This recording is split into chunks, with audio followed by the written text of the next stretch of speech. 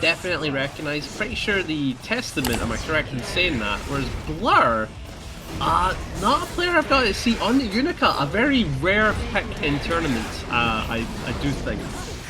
Yeah, and a lot of it just comes down to Unika being a very simple character, very straightforward character. She has generically good buttons, but doesn't exactly excel in a lot of categories, if that makes sense. So because of that, it makes it so where matchups, like a lot of difficulty with this character comes to how you play around those matchups, rather than like the difficulty of the character itself.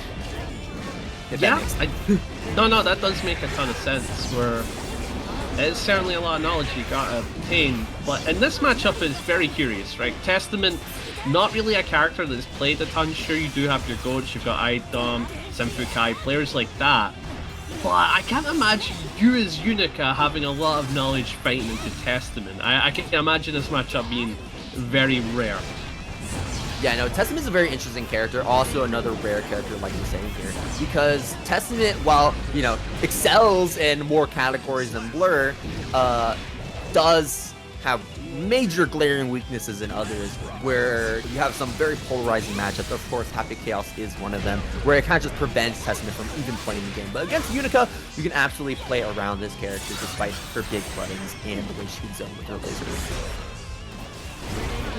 That Patience gets past the projectile, even though getting hit doesn't give a damn.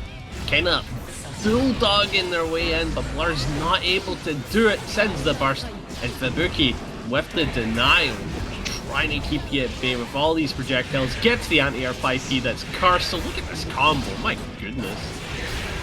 Yeah, just incredibly solid pressure here from Fubuki, being very, very tight. Oh yeah. Nice. We just let that super rip. It's so interesting too, because that super is not a great reversal at all. It is very slow on startup. But Fubuki just hard calling out that button in that moment and ended up winning the game because of it. And it's interesting as well, because like that super, like you're saying, not that good, right? Not that good. And it's insane to think that there's a worse super, right? And I'm looking at the set that's going to be after this, and I'm like, we're going to see that worse super, right? I gotcha. Yeah. I'm saying Salte will get me, you guys... Huh? I said we'll have to see what that ends up being here. Yeah, for sure. You guys are gonna have to win. Minimum 2 games left to go. If Fubuki just keeps up this pace of play, Blur is making some right decisions, but overall Fubuki is just playing a lot more solid here. I mean, with options like this, I mean, Blur, you can see a bit of unfamiliarity with the matchup, but we do have like some right ideas here. We're trying to make it over the skull, but pressing buttons, meaning that Fubuki can easily counter you from afar with big buttons over.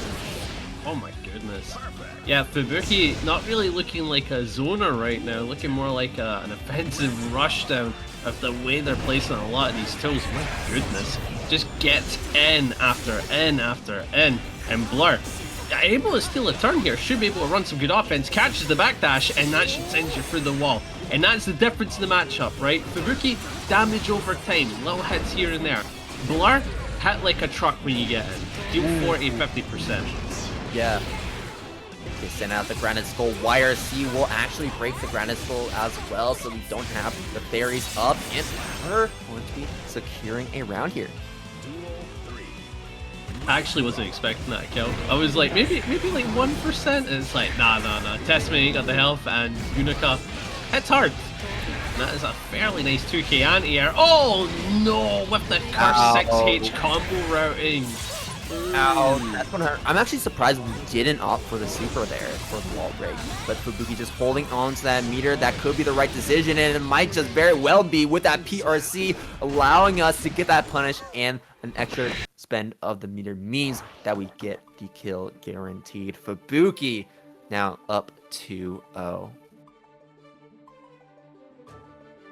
Okay, I'm seeing insert in Shockjoc in top 48. That's awesome. I do like watching insert. I believe insert's on the May, correct? If you're asking me, I do not know. Oh, okay.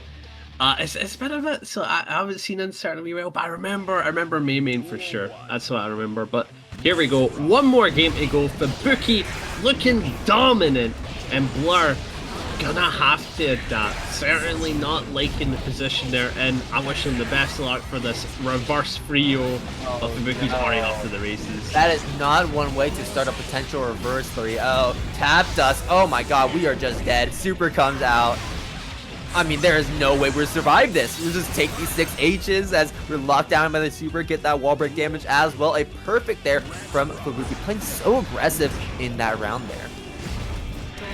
Ooh, teleporting about. Now that's the scary thing about Testament as well. The movement is fantastic, right? Able to escape a bad situation.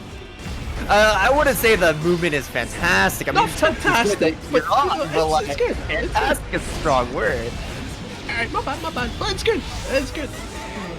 Ooh, okay. Sends out the Succubus Super. Should be able to get the Stain State and Wall Break. So this is fantastic for sure. Gets a hit off the low Arbiter Sign. Trying to bait the burst. Blur isn't biting on the bait.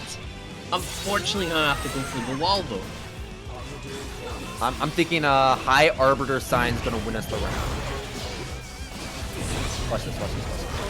No, never mind. Okay, I was like, I was kind of looking for like a high Arbiter Sign to close it out. Matchup, not quite Potemkin, but Potemkin in spirit here with the damage you see from Slayer. But Anji also a pretty high damage character. It's going to be interesting to see how these two plays. I've always said this. Slayer is the strike to Potemkin's throw. You know what I mean? Like, no, that makes a lot of sense. Well, it's very interesting. Nora, fantastic Anji main. I've seen them play quite a wee bit. Scissors, though, she's one of my goal. Tends to play Anji, and I'm assuming, because I've seen her say this a lot, hates the mirror, so we'll play Slayer into it. Gotcha. It is a little interesting though, just because Anji does have like notably some pretty good ground control with his Fujins, obviously, right? But also we have access to that spin that's going to make Scissors like have to guess a little bit more when it comes to just letting certain moves rip with this character. You know how Slayers just love to send that pile bunker from downtown, but no pile bunkers will be landing this round as nyoravim. I am going to have to get used to that name. nyoravim takes round number 1. I just say Nora because that's the name. You know? But well, you have to say like the full legal name first, and then you have to head with the government. Right? I'm not going to call you like I'm going to say PatriarchPanda, but I'm going to call you like Panda later on. Yeah, I'm taking that, right? We got to build that real quick. Yeah, no, I get it now. But interesting thing, we're seeing that Scissors taking a little bit of time to adapt because as we know, is if you're an Anji main, you understand the timings for parry, you understand the timings for a mash out 2P. If you understand this, then it means you can counter it. And with a little bit of time, I think we're going to see Scissors do a ton of that throughout the set. But Nora already getting the corner right back. Yes, overhead does land here on Scissors. Actually, a lot of these overheads are connecting with Scissors, but that just goes to show how much of a mental stack Anji can put on you with just that single move Fujin and all the follow-ups it has. But Scissors guessing correctly, going to be swapping sides and getting that instantaneous wall break there against nyoravim, also getting that man grab, and that does mean instant death if you get hit. Double down pile bunker, my goodness. Again, this is a character that you can just delete health bars just because he felt like it. And now Nora probably gonna have to take a moment to compose themselves because this isn't an easy matchup to go into. Despite the fact that Spin can counter a lot of tools that Slayer has, he doesn't really have a tool that he can throw at Spin and then it's his turn, you know, kind of like a slide head or a projectile or anything like that. He kind of has to play into the constant RPS of Spin. So if you can get your timing down as Nora, you can win it. Yeah, as we saw right there, by just waiting out the spin, calling it out, getting that throw to start things off, and nyoravim already in like a bit of an awkward position. Scissors has a meter. nyoravim doesn't really have that meter available, but we'll be getting it now. That could be useful as we use that PRC to extend that record. Counter hit here for Scissors. Nice. Good blocks. Oh, gonna get caught by the Fujin, keeping the pressure on. Parry! Okay, now that is understanding your opponent.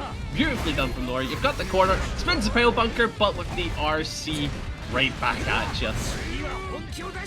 But already Scissors showing how spin can be tricky, even if you do connect with one of Slayer's grounded specials like that. Over it comes through here for nyoravim into a throw, setting up the butterfly with the tap dust for some extra damage on top of Scissors. But you do not win in this matchup until the Slayer is dead, because Slayer can touch you with a single good hit. We might be finding that soon. There's the punish into the counter hit. I don't think that's the right hit that we're looking here for. Yeah, it says it's got the corner with 2 bars of meter. You can do what you want. Thought she was going to be plus with that aerial block pile bunker. Was not the case. Gets punished with the throw. Approaches, bites the spin, doesn't use the RC because of the burst, and Nora capitalizes with the gold burst. Beautifully done in a very panicked scenario. Scissors going to be launching nyoravim into the corner immediately. Pressure being put on. Oh! Yeah, terrible trade there for Nyora. And Scissors is going to take full advantage of it like it was her calling. Sending Nyora through the wall. Nyora not dead yet, but oh my god, what can you do in this position? You have positive bonus Slayer going to be using that but that fish finally comes out. Making Scissors guess once again, even after the spin lands. Oh yeah, wait, no, the comeback is on for Nora, but the deflect comes into play, anti-air with the close slash, and we're seeing Scissors play insanely well into spin PRC RPS, right? As we know, if you get a spin off and then meter comes into play, it's about, will Anji fish, will Anji do nothing, or will Anji use meter back? And Scissors has been successful with every PRC into spin.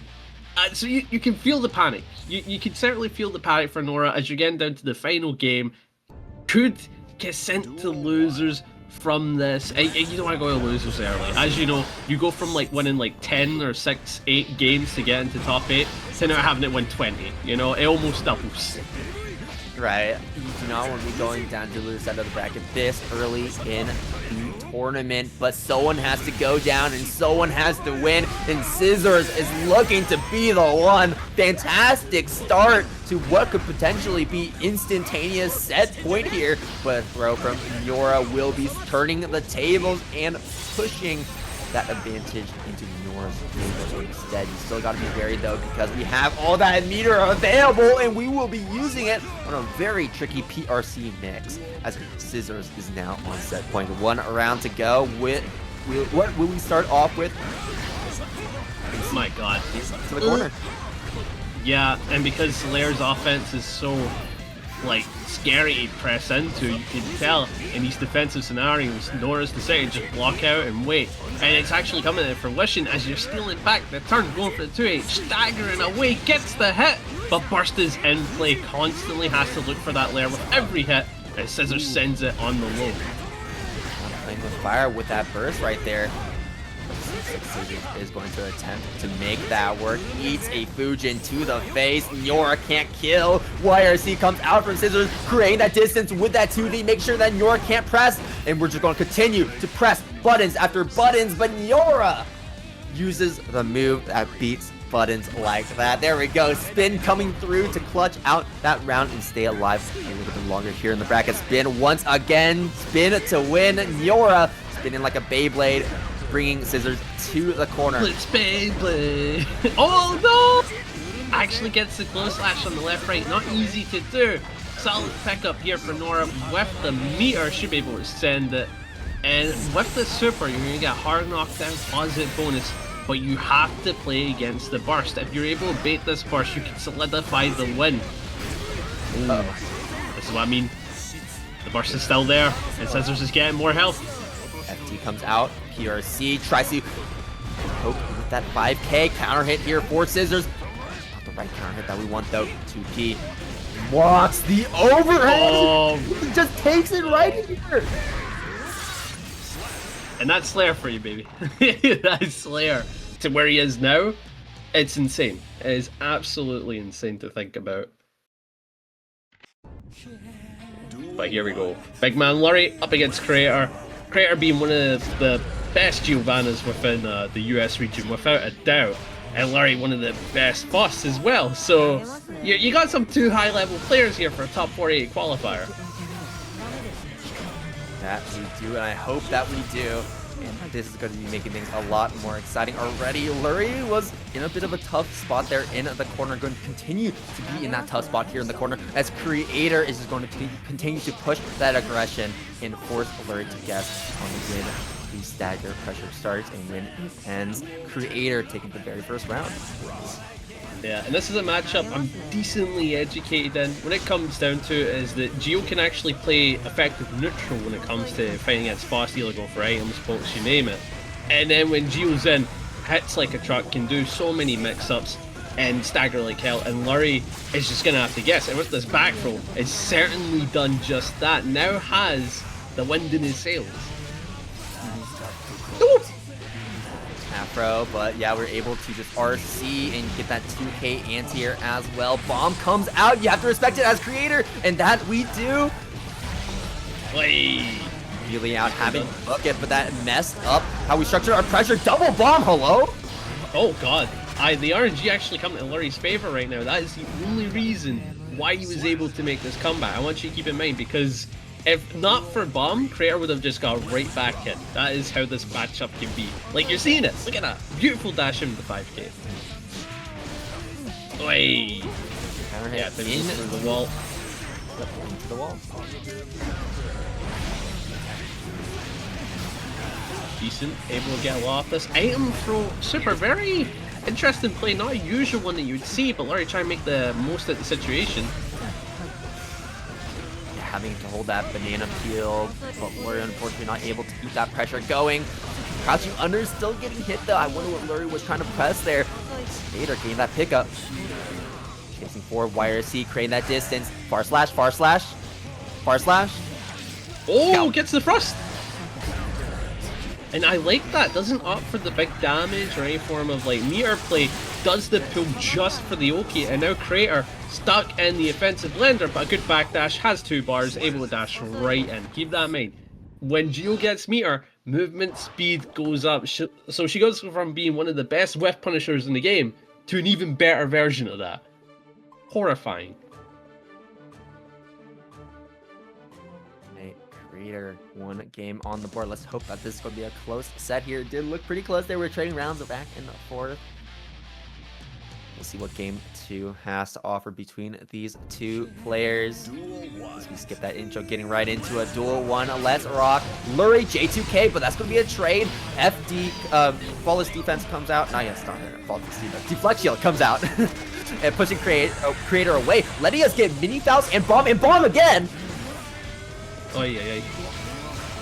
Tap 5 DRC. Oh, but you're gonna get sent back by the burst. Now Kreator trying to weave the ray in, but not gonna happen. Good denials from Lurry.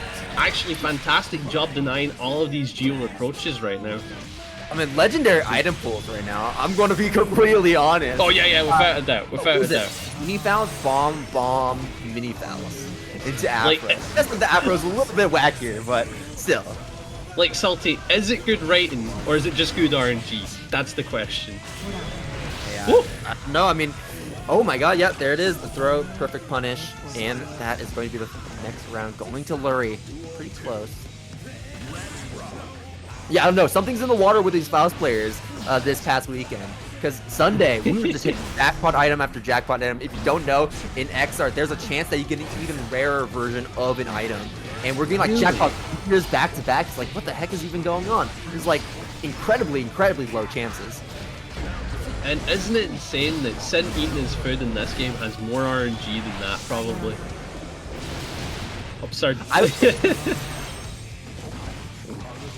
Full health. Lurry has to defend BRC, but went for the back throw. A little bit of a greedy play, but probably looking for a pro tech. So pretty decently done from Lurry for the comeback. And look at this. This is actually strong. Double bomb, but no, just jumps out. Oh, never mind. No. We didn't adapt to our own item. No. Like, God was blessing Lurry, but Lurry would not take it. It's like, yeah, I don't deserve this luck. We got bomb, mini Faust, bomb, hello? Yeah, I think what happened there is the first bomb exploded and made the second bomb come flying towards Giovanna. So maybe Lurry knew that was happening. Maybe he did. Who knows? Dog, where are the trumpets, Panda? Where are the trumpets? I don't know. I don't think they exist. I think he might be a government cover-up. Here. Look at this. The damage is fairly high. Kreator wants to get that final hit. Goes for the throw with the RC. Should be able to do it. Now, despite the insane RNG, Kreator's up 2. Yeah. And I do say that Lurry does feel a little bit telegraphed in certain instances, especially when it comes to setting Afro on Kreator. Because you could tell, like, Kreator also knows this, that Lurry is just really lasering in on trying to get JD. And while JD Afro is good, if you're being predictable, at the end of the day, that's going to be your downfall. And Kreator being able to so efficiently avoid these options from Lurry, making Lurry end the turn, making bad decisions in neutral. I mean, we saw at one point where on Wake Up, we just backdash to avoid the JD. And we're seeing it right there where we're outspacing the JD just enough because Lurry isn't going to be representing something like J2K instead, where it means that Kreator is going to be in a safe spot, guaranteed to be able to get that follow-up punish or take the turn back. Yeah. Again, it's a ton of like layered, like scary things you've got to look out for. But Kreator needing one more game, and it's insane to think that all these insane plays with the RNG that's looking fantastic, and Lurry's losing. Like, what happens if you had bad RNG? Does he lose worse? You know, like that's rough. Oh, big 2D again. Kreator trying to play the ground and movement could get an easy hand. What? Hitbox moment right there. Oh, with Lurry trying to read a throw. Just going up right there. Mini Faust having to respect it. The hammer. I like the baseball bat into the hammer. Or I guess the gold flip there. And later now.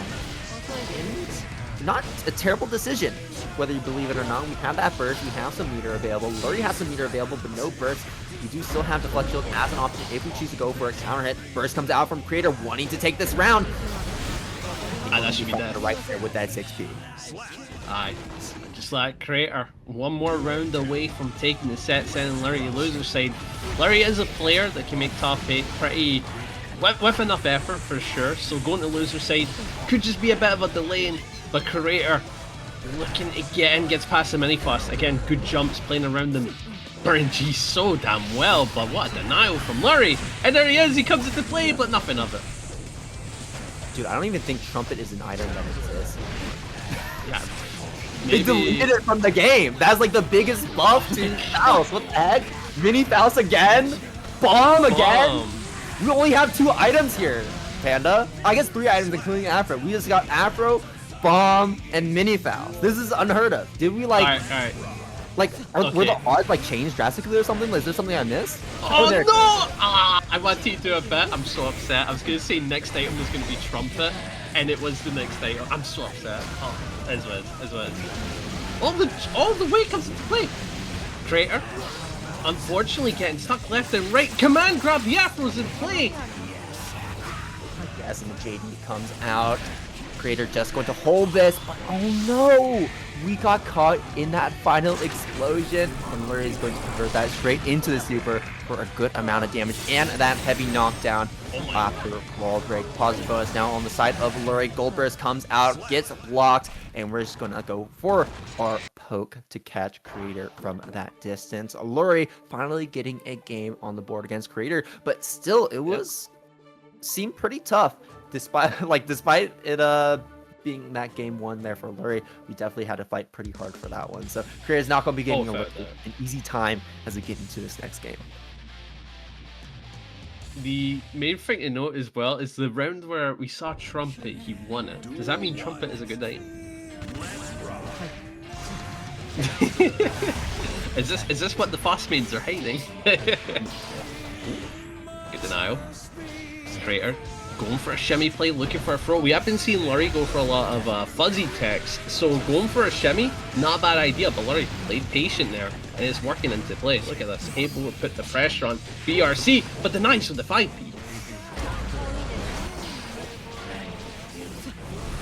Just come out. Kreator having to hold That's going to be the cross up there for Lurry to open up Creator there. Neutral bomb comes out into the Afro set. I think that's going to be setting Afro on fire. Yep, it will. And Lurry's going to block that out. Perfect awareness for that combo. And Lurry now going to be getting around because of that.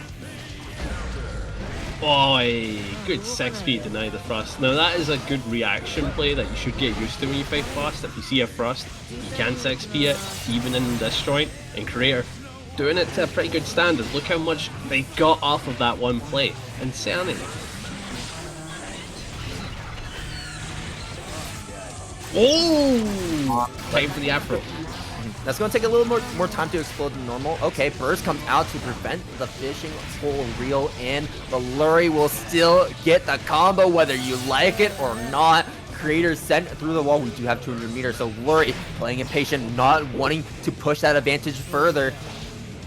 DRC Burst coming out from Lurry into super item throw toss. Creator needs to open up Lurry right here, right now, or we're just going to die. Wow. I think the mindset for Creator is do jump pressure, that way I can land and block the bomb. But unfortunately, I didn't time it correctly and got blown up for it, literally. And now both players one game away from taking the set. Yeah, but still though, that was like a very, I don't know, because I don't know if like Creator was trying to go for a throw at the very end there, because even if you did find that hit against Lurry, that bomb still would have killed you, and you would not have been able to deal enough damage to Lurry in that span of time. But that just means we're going to be going to game number 5 as we're trading games back and forth. Actually, no, we're not trading games back and forth. Lurry is attempting a reverse 3-0. We might this Afro set into the JD lane that explode 2D counter hit, but we have to end that combo early. So many factors going in Lurry's favor of just stopping these combos, stopping the pressure that Creator is trying to continue. Yeah, and I do like that Creator's well aware the timings of the Afro explosion, able to get in a decently sized combo and then like block it. So we are seeing some knowledge, probably extremely used to fighting fast, but it does show that Lurry gets a good trumpet and plays to it, but 2 bars a meter means a super PRC. However, there is a bomb there and the deflect's gonna put you back. I do like that play from Lurry, but again, Gio's got movement, can move right back in, avoid it. Absolutely great match from Creator, and Lurry going to get shimmy duplex again. Oh yeah, both these players, whoever wins it will be rewarded by fighting Jack. Best of luck, best of luck. Ooh. Decent, should be able to put you through the wall. Creator in a bit of a rough predicament, is at least in neutral and just sends the 5H. Look at the reward we're going to get off this. Yeah, into a cross up setup. Trying to bait out that burst though. We'll be going, oh yeah, we'll be playing against Creator here in the super on as a reversal there from Lurry, catching Creator. Lurry now in the lead in this round. Counter hit. And yeah, no, at that point, just save that burst. There were so many points where Lurry could absolutely just burst bait you and have you die for it. It doesn't appear we're going to get our first final game, final round of Double Luigi. Who will be the one to take it? Creator already taking a full combo here. Has to hold the weight, stuck in the corner. Burst to put you right back in, but you've got burst to do it right back, but goes for a bait. It doesn't bite, holds onto the burst despite taking 50%. Oh no. Yeah, no, at this point, no, we're just going to try to keep that as burst safe as possible, but eventually Lurry will have to finish his food. So Creator's finally spinning that burst, getting out of that combo. Now we're in that one-touch territory. Oh no. And here's the strength that we talked about earlier from Giovanna. Whip punish, Queen able to get right back in, has the meter advantage, positive bonus. Lurry also has a bar. But Lurry's going to bring that burst back pretty soon as well. Scarecrow PRC keeping this pressure going, taking Creator to the corner. We do have to worry about that 200 bar there from a Creator. First, but Creator uses the RC at the perfect moment. That was burst or die from Lurry, and Creator reading that perfectly. Nor slide head, it doesn't exist. You have to whiff 5H a ton, right? Which is probably the normal. But like, again, you can't use a lot of your tools. You have to be patient. And Slayer's another one that hates it because he just loses to fuzzy defense. But Slayer against Testament is one that I have no idea about, so I'm looking forward to this. Of Slayer, we're going to be seeing the Slayer on the side of slykatari. What you're going to be finding the most use out of here as Testament is going to be the grounded projectile and also the low air projectile as well, and the Raven. Those three projectiles are going to be harassing Slayer just because he has a very linear approach. We're seeing iDom use that a lot. The low air one, we're seeing the grounded one a lot, we're seeing the Raven a lot, and slykatari is just unable to close that distance. Oh, map 100 getting denied. iDom looking to hold the ground, denies the airspace, and we're seeing a whole lot of just like holding ground is making it super awkward for Slayer to weave in with a lot of these strong approach tools. I love that we're just keeping this distance against slykatari and also just not really committing to all too much. I did say before that we're trying to play as preemptive as possible with our projectiles, but iDom is kind of waiting just long enough to where we can see what slykatari is doing. Are we moving forward? Okay, we cannot commit to a projectile. Instead, we'll wait it out and go for a 6P instead, or go for an air button instead, so that we have less recovery. Yeah. Oh, that was a clean net. Ooh, that's a lot of damage. Yeah, but we are seeing the complete flip about as well. So, one thing we do have to keep in mind about iDom's playstyle is that iDom plays very back, right? And even though it doesn't come up a ton, that can play into danger and negative penalty. And that is the last thing you want up against a character when you need resources to defend against sometimes, you know? So, iDom's gotta be careful with a lot of these IEDs back. It could cost him. Yeah, but so far we've yet to see that negative penalty or danger state there for iDom, as iDom continues to toe the line of being close enough while also being far enough to where Slayer can't just use his powerful burst movement to instantly close that space. But again, beautifully done. 1-0. And we did see slykatari definitely strike out with a couple of hits with that one-round win. But we are seeing that most of the set is going to be iDom dominating space, holding the ground, denying your approaches, and you just have to throw out a couple of guesses or maybe go for a bit of like patience, maybe wait for something left, but who knows? Who knows so far? Yeah, but what that's a pretty nice whiff to start things off there with that 5K. Nothing too impactful, but I mean, winning round start like that and also getting a good chunk out of that health bar there for Testament is going to be impactful. Staying safe and respect the staying state. And there it is. I mean, just look at the spacing from iDom playing just far enough to where we can continue to harass slykatari at a very safe distance. 6P, activating the staying state. Staying state as well. Burst comes out from slykatari, not wanting to get wall broken. The map a hunch will connect. They did. Able again. Playing it cool, but slykatari gonna get caught by the low 2K2D. iDom just going for it, looping it, does have the curse state, so that is a big combo off the counter at JS. However, not enough to kill, so we're going for a setup. Oh my. Did you block that? I didn't. I'm not going to say anything. because I'm going to like say it here. I feel like I could have blocked it, but at the same time, I know that if I'm playing in this instance, I am not blocking that. Like teleport same side low, well empty low, that would trip me up. I think that would really trip me up. Wait. Yeah, very fancy setup working out for iDom. Sometimes you gotta be tricky like that in those final hits instances as your opponents second guess themselves.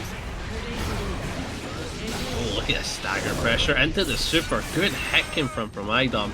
Immediately cashing out. Now slykatari has to play with burst correctly, and yeah, it's impossible to do from that point, and that is it. iDom up 2-0. I think slykatari might be going out 3-0 if this continues. Just great recognition from the health bar as well. Sometimes it can be a little tricky when you're in that low health scenario of knowing how much the guys are going to be applying to that low health if your opponent is actually going to die. But in that instance, I mean, iDom had it on lock with the throw and the super being just enough to be able to take that kill and win iDom that game and launch iDom into this 2-0 lead. And we've seen already that, you know, Lurry attempted that reverse 3-0 there by getting 2 games in response. So we could potentially see the same thing here from slykatari, but right now, I mean, like, iDom isn't showing very many cracks. Ooh. Yeah, that's the best way to put it. Like, there's no cracks in the armor right now. It is just looking solid. Wait, tries to get in. Gets you with a pile bunker raw. That means immediate map launch. She's gonna do so much damage off of one special and super. That is a good chunk. And try to continue the pressure with delay far slash to get those plus frames, but a good 2k from iDom. Okay, yeah, teleporting our way out. We do not want to be stuck in the corner against Slayer as a Testament, and we're going to make sure that we use that meter as well to guarantee that we get that corner position. But a slight mess up there from iDom means that slykatari will be getting that mash out and put iDom back here into the corner. But even with our backup against the wall, we have enough space to where we can see slykatari with these telegraphed approaches. Oh my god, spacing! The spacing! Nice. Should be able to pick through the wall with the super, and just like that, with the succubus is gonna get the kill. iDom only needs one more round and has burst advantage.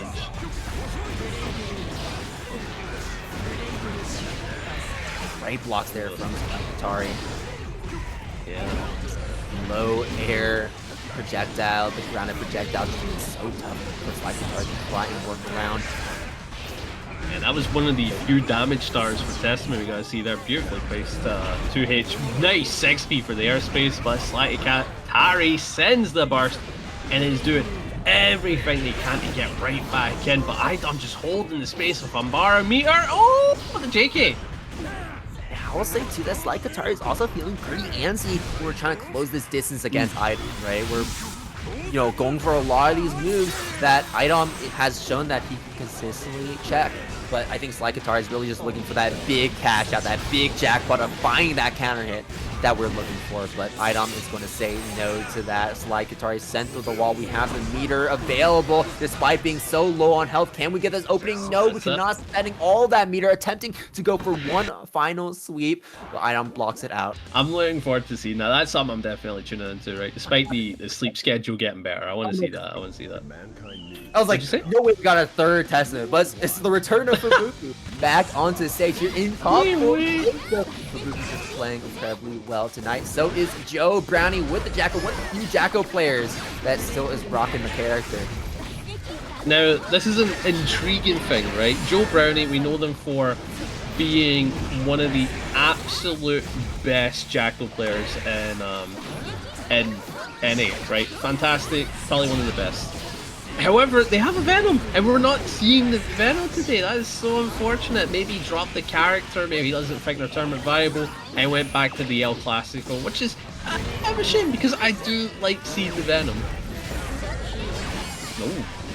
Well, it looks like Jacko is the tried and true, but right now what is tried and true is the fact that Fubuki is just able to consistently zone out Joe Brownie and keep these minions from being able to last on the field. But here we go, there we go. Fubuki attempting to get some pressure started, but those minions are not able to last long enough. Super comes out, Super Elysium Driver, one of the highest damaging supers in the game. That's going to be chunky Fubuki's life bar to put Fubuki into that critical state. One more combo will do it here for Joe Brownie. One more sizable combo at the very least, and that will do it. The second minion toss catching Fubuki, and that is going to be the first round. Going to Joe Brownie, looking a little tough at the start, and also it can be a little bit of a tough matchup, right? Because we are colluding the screen with all these very active projectiles. That kind of makes it hard for Joe Brownie to keep these minions up on the screen.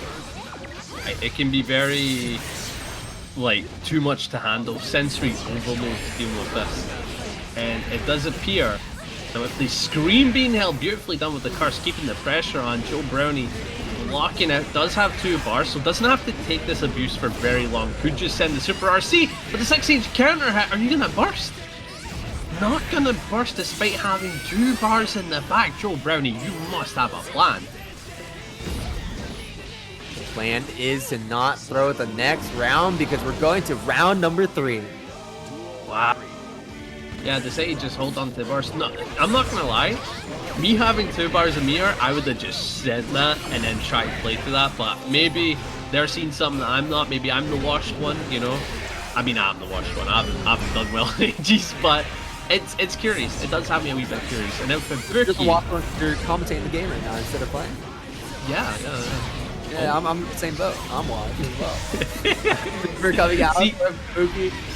That's going to go for the hard knockdown. The wall break positive bonus on the side of Fubuki with that burst as well. Joe Brownie with hardly any resources left in the tank. No juice to keep on going in the 6H OTG. Perfect for Fubuki as we are securing game number 1.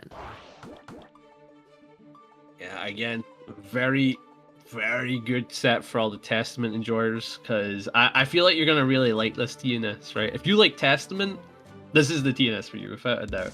You've already seen 3 Testaments. I remember when Testament came out, I was playing the heck out of that character. I was not good at that character, but it's a very fun character to play for sure. And these players here are, well, I guess these 2 players that we've seen so far, Fubuki and iDom, are showing what makes this character so cool, what makes this character tick.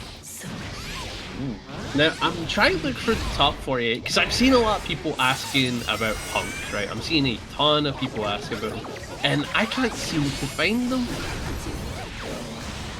I could be silly, but is Punk been knocked out? Could be knocked out. Just be like DQ. That could be another possibility. That could be. I would not put it past. Oh, he's DQ'd. Yeah, DQ. That makes sense. Okay, because I've seen a lot of people ask about him, so I'm all like, where is he? Where is he? So DQ has... It would be fun to watch for sure, but the real Punk here is Fubuki for just letting this super rip, clearing that screen away from Joe Brownie. I love using that at the perfect opportunity, ward wiping Joe Brownie. And now we're just going to be that round up here in game number 2. Cross under. Very nice, but Joe Brownie put into the corner, trying to fight their way out. They are stuck. Does have burst available, so Fubuki does have to look out for it. We do send it, tries to get some minions out, actually gets the hit. We're clapping our way in, but a good denial from Fubuki yet again. We're just seeing so many denial plays. Yeah, so you're seeing that Fubuki is going for a lot of these air skulls. And, the diagonal ones. And the reason why we're going for that so much is because it has a bigger hitbox applied to it. So that means that we're going to be attempting to like wall out the minions when they get tossed at us. But Fubuki, I don't know, is not using them at the right time, or it's just a little too slow, or Joe Brownie's throwing these minions at the perfect angle to where it's actually not being as impactful as I think Fubuki wants it to be. Yeah, and then I'm also guessing the angle is also pretty good on it, you know, going down forward probably covers a lot of good space, right? Either in front of you or actually getting near the ground. So there we go. It just right there catching the minion. Yeah, it just makes sense. It does appear that Fubuki not only understands how to fight Jackal, but understands it to a sickening degree, you know? Boy, for the wall with the super. No, unfortunately couldn't do that in time. The Grave Reaper sending through, backing up. Good 2D. Now we're in a pretty... I want to say we're in a good spot, but I don't know if I really believe that, right? Because, I mean, obviously Fubuki won this round right here, but, like, I mean, we had burst, we had 3 minions on the screen. Theoretically, this should have been good for Joe Brownie, but the reason why it's not is because you actually struggle a bit as Jacko to try and keep that pressure going despite having 3 minions without any meter. Because a lot of her most impressive pressure comes from having meter to make the minions indestructible or being able to do like infinite minion actions. But we just did not have any of that right there. And that made Fubuki feel very safe with just going for a super like that. And even if it got blocked, those minions are getting destroyed. Aye. It's a very rough scenario we put into trying to actually use your minions in the matchup, because we're even seeing Fubuki's willing to trade, willing to take a hit from the minion to get rid of them, so you can't even like capitalize on your hits, you know? Like it's awkward. It's so damn awkward. I do like that to get away from the low arbiter. You actually don't see low arbiter get ran past very often, so you kind of have to use fast moves like that, just because of that lower startup time compared to high arbiter. Oh. Slapped up the corner unlock. Joe Brownie going for the throw. Well, no, that was Fubuki. My brain's mixing up the names because the sides of Fubuki is holding the screen space. Nice anti-air with the Grave Reaper. That play was so sick. Nice. And just like that, you've got the curse state applied, so any decent hit, maybe an Arbiter sign, can lead to a dub. And I think you just did that and still looking for the burst. I do like that from Fubuki. I do like And the I wanna, like, recognition. I want to rewatch the last 15 seconds right there, because that was just like a peak sequence there for Testament. Everything guessed correctly, everything flowed so well, and the Fubuki is trying to flow right into this set win right here. One more round to go, and these minions cannot stay on the screen. Joe Brownie is constantly towing the line of having no minion gauge available because we keep attempting to launch these minions out, but they keep being destroyed in the process. And now we're seeing the guard command come out. And oftentimes what you're seeing a lot too is that you know, Joe Brownie likes to use the guard command, but we can't use the guard command if we don't have minion gauge left. So Fubuki can feel in a lot of positions to be able to mash against them and break them immediately.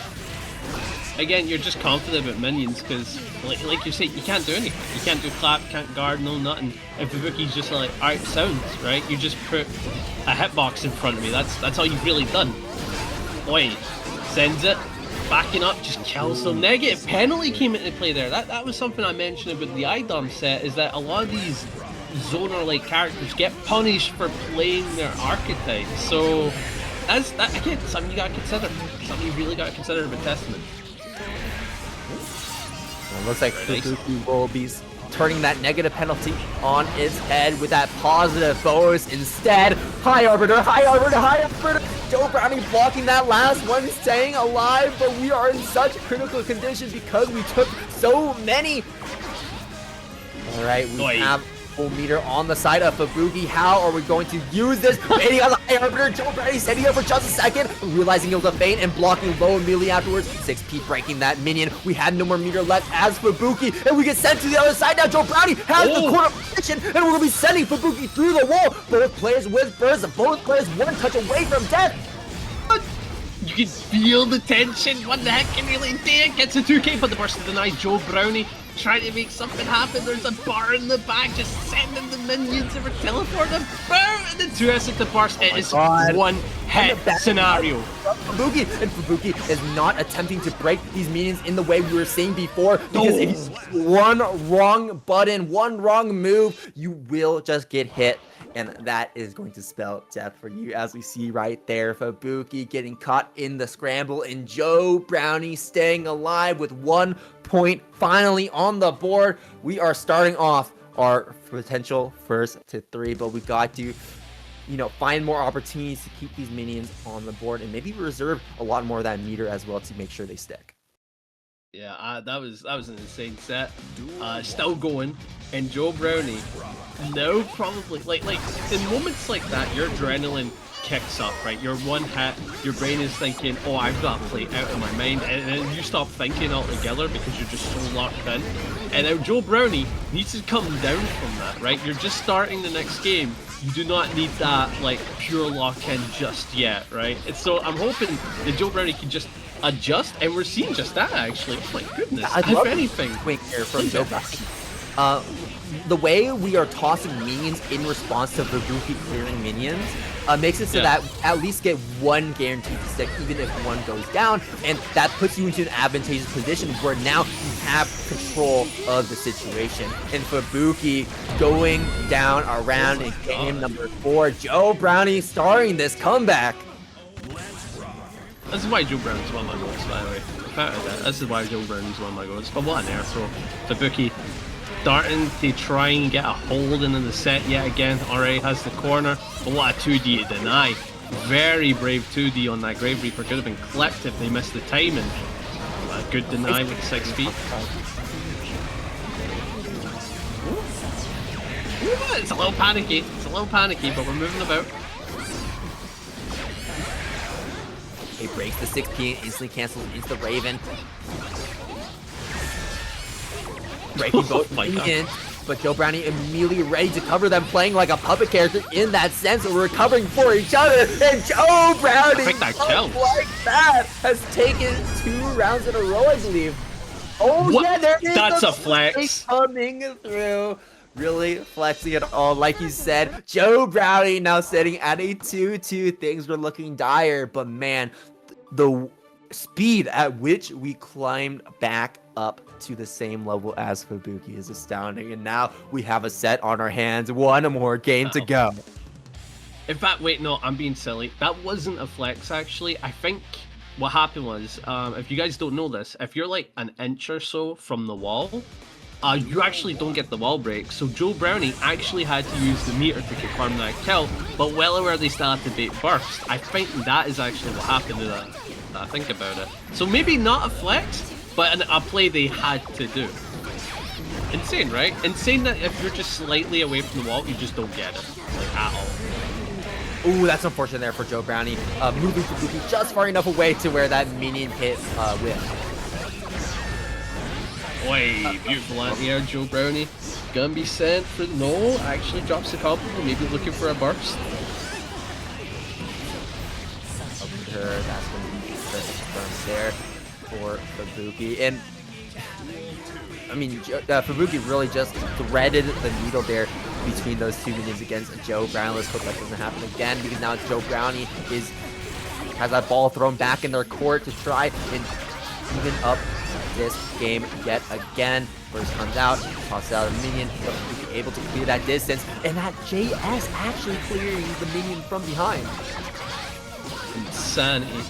And Joe Brownie trying to get the final round, final game situation, but it is looking more and more dire with every hit they take. They do have a bar to work with, but so does Fubuki, so it's probably going to be a trade on meter, and actually it's not, doesn't come into fruition at all. But it doesn't combo. Joe Brownie's still alive, but just barely. We had that full minion engage. Fubuki though keeping this spacing perfect. I love the way we set out the minion that way, but it attempted to go for a 6P, and we went a little too far. Other side by Kreator. Yes, that means if we see Jack, it'll be in top 8 loser side, no longer the undefeated king all the way to grand finals. Actually, has to make a loser run. Huh? You know what that means, right? What does that mean? We're going to be seeing Jack get a reset and make this bracket even longer. What? No, not RedDitto. RedDitto.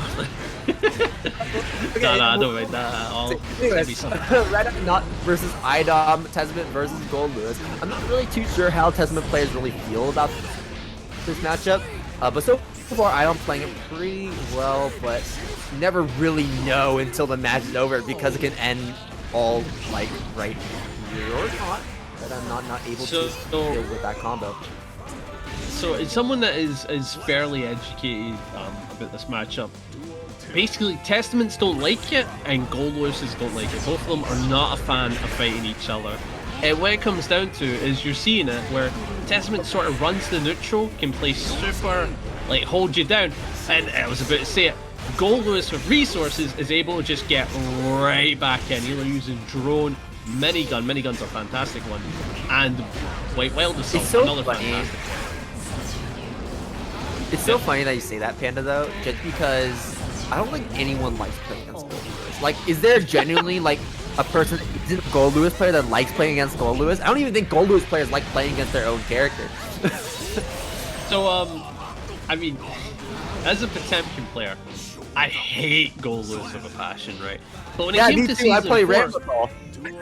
Oh, dude, that's, I mean, Ram does decent. Ram does decent. But, like, for the longest time, yeah, but for the longest time, Goldlewis and Potemkin was like one of the worst matchups in the game, right? Potemkin loses to him insanely hard. But in season 4, that actually flipped. Potemkin definitely wins it now. So I'm like, I don't hate it as much as I used to. But I can definitely tell Testament's not bad. That much either, though, because you're in a pretty good spot after that super and the wall break, but we gotta be worried about that that level 3 security gauge, meaning that RedIAmNot has a little bit of space. We can set up the Skyfish, or we can set up that level 3 drone, which is going to harass iDom on Oki, or in neutral, or we don't have to worry about that at all because of the way we instantly turn the tables. The amount of damage that Goldlewis does has to be the highest in the game, and you just melt off of 2 wrong guesses, or even if you don't guess at all, even if you just continue to block, you die. And I think that's like one of the reasons why a lot of people really struggle with this matchup, whether or not it's decent or not. Yeah. Again, it's Goldlewis. Nobody likes fighting the big man who can just approach with White Wild Assault and then just run 50-50s. It can be unfun. It can be very unfun. But we're also seeing a big donation from Unde. Hope I'm saying that right. Big $50. Thank you very much. Bringing that prize pool up to 74, making it so much grander. And yes, this is the iDom for people asking in the chat. Let's see that. This is the iDom. Big man Street Fair player. Oh, nice. Same state applied. Stay as well. Said. He's constantly going to attempt to proc it to keep RedIAmNot in a check because once again we're worried about level 3 security gauge. And now you have to be worried about that burn. It's gone, and RedIAmNot staying out of that distance of that super. You just die. That would have been a miss input, right? It feels like a miss input. I don't know if iDom would have gone for that, but either way, we lost the round 2 to it. Not the right history at this point in time, but we can attempt to change the future as iDom is trying to get out of this corner by any means necessary. But I'm telling you, you're playing against Goldlewis. You better be pulling up a chair, a table, and a snack because I'll be here for quite a while. Or not. Teleport out. And iDom swapping sides there on RedIAmNot super to get this one. Yeah, quite a decent bit dealt. However, Red does have a bar, so the reversal opportunity is always there. Goes for the YRC, right play for sure. And we're seeing the minigun come into fruition. And I'm going to be honest, again, the minigun is really good in this matchup. You place it well, it's better than drone at times because you can hit drone, it disappears. Minigun, use it at full screen, it works, get a knockdown, it doesn't, you get chip or meter, either or. But iDom brings it back, should be able to get the kill, and you need another round win. You cannot let Red go up 2-0, otherwise it is stress from here on out. Yes, and iDom did not have that burst available either. No vision there on RedIAmNot. We're still able to push our advantage here in neutral. Skyfish comes out, so we have to respect it. Barry is at full screen, however, we're going to be popping that low armor to pop that stain state, keeping RedIAmNot in check. I think this should land here. No, it doesn't. It doesn't even force RedIAmNot to block it out, but I think RedIAmNot thought it would hit, so we didn't for anything too rash. The space can be very funky on it. If Testament was close when the super was popped, then yeah, you do avoid it. Even in a big body like Goldlewis, I think he's wider than Potemkin. Could be wrong on that. However, if the Testament player is just slightly back in that scenario, it does work. It does work. But here we go. HP's low. iDom tries to escape the corner and able to do so with the stain state. However, with the health differences, it doesn't look good for iDom. It really does. Oh yeah, give your meter or your health, and iDom chose to give health in that moment. Probably didn't want to try and make the comeback at that health point. 2-0 to Red. 2-0 indeed, just packing it up. Go to game number 3. But man, things are looking so dire for iDom. We can play so well for like the first 20 seconds, but then all Goldlewis needs is 10. Yeah. All Goldlewis need is 10. And I mean, RedIAmNot has always shown that, you know, they have a powerful offense and they have a powerful defense. Yeah. And you get hit by a Goldlewis mashing on defense, you still die. Like, that's not really the case for a lot of other characters. But that's the case here. There is one weakness on Goldlewis defense that you can take advantage of, which is he does lack range on defense. His 2K and his 2P are like decent mash tools, but you can do space and traps and keep him locked in. For example, Potemkin, when he has the corner, is fantastic at doing this. He just bullies him with normals. Oh wait, do we got a combo? We got a combo? Oh, yeah. I mean, if you're gonna go for us, then you gotta have a plan, right? Yeah. I remember seeing some people go like, oh dude, charge 5D punish, and then they go like, wait, I don't have a combo. Because it hardly comes up. This is something you keep in mind.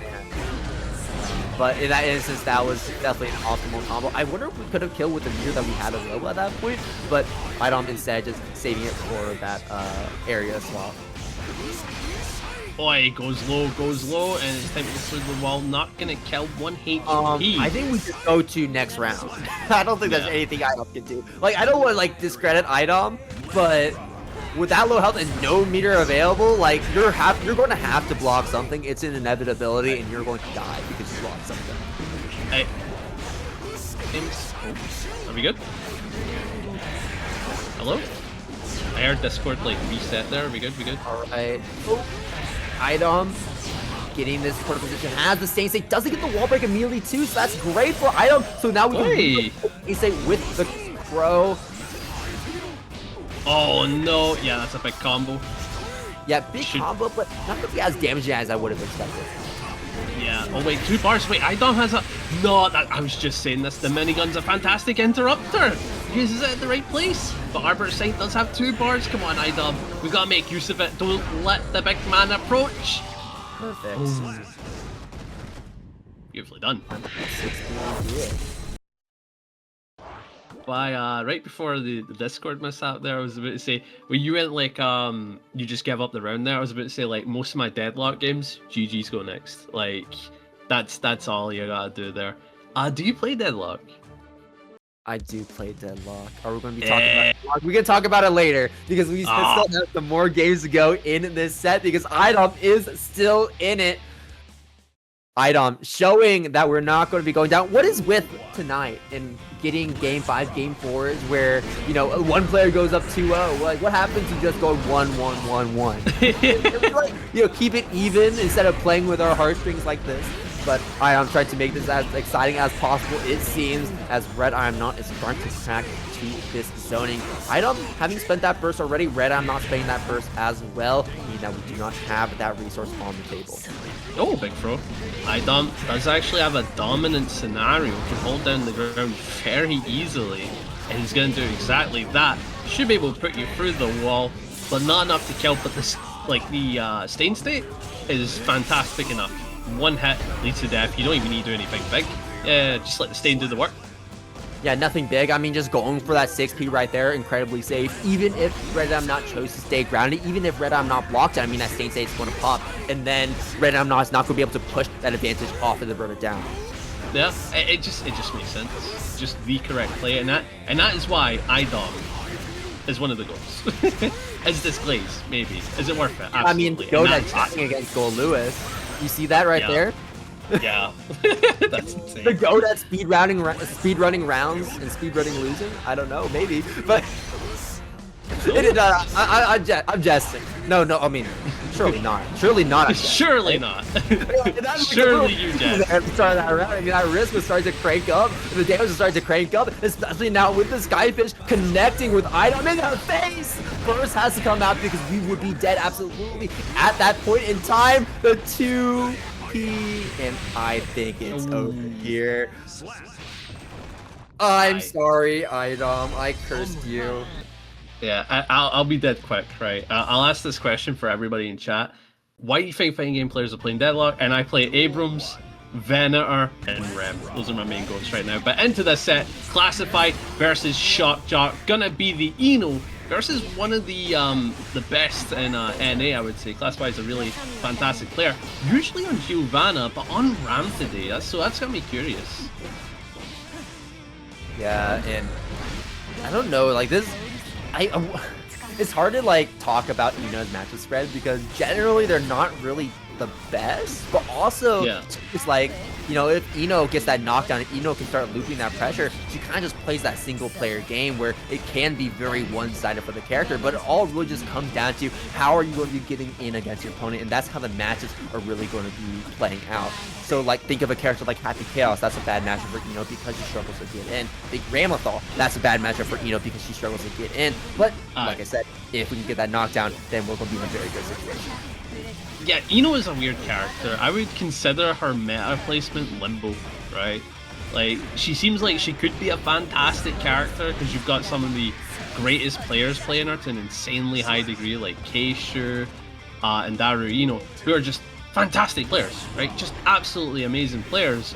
But, like, I don't know if that's the player or if the fact that Eno's that good, but then again, if you're winning with Eno and you're that good, then she's probably pretty solid, right? Yeah, and I like the use of that 5K right there, checking Shockjoc with that dash forward. The sword's going to be locking Shockjoc in the corner as we go for that Mortabara with the wall break. Classified moving forward, catching Shockjoc, moving backwards with a close slash, and a simple string of 5 Ps will do the job. Classified evening up the round count. Shockjoc going to be getting that burst back pretty soon here, but Classified going to be winning that round start interaction. Hey, big corner. Shockjoc keeping it cool, goes for the double overhead, able to get it. That will trip you up for sure. That catches me every time I fight, you know.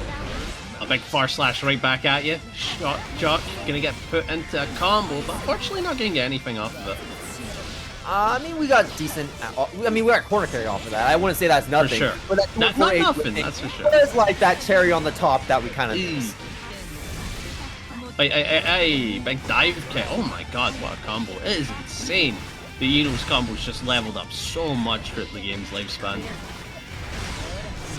Time to hold the node. I like the use of the deflect shield, pushing Shockjoc back so we don't have to guess on the mix-up. But Shockjoc just content with pressing some buttons there on defense, and Shockjoc taking game number 1. Yeah, 1-0, 1-0 in classified.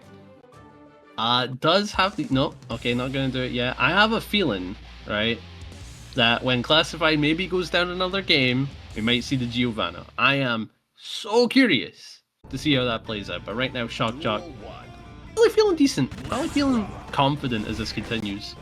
Right. Some simple checks on 5K. That catches a lot of options from, you know, so, like, oftentimes with Ramlethal, you'd like to see, like, the far slash or the 5H when poking against certain characters, but 5K is especially useful here again. Wait. Far slash gets in. Classified, got you in the corner. Welcome to hell, hey! And that should be death. Classified starting to get their footing with a little bit of time, getting their footing.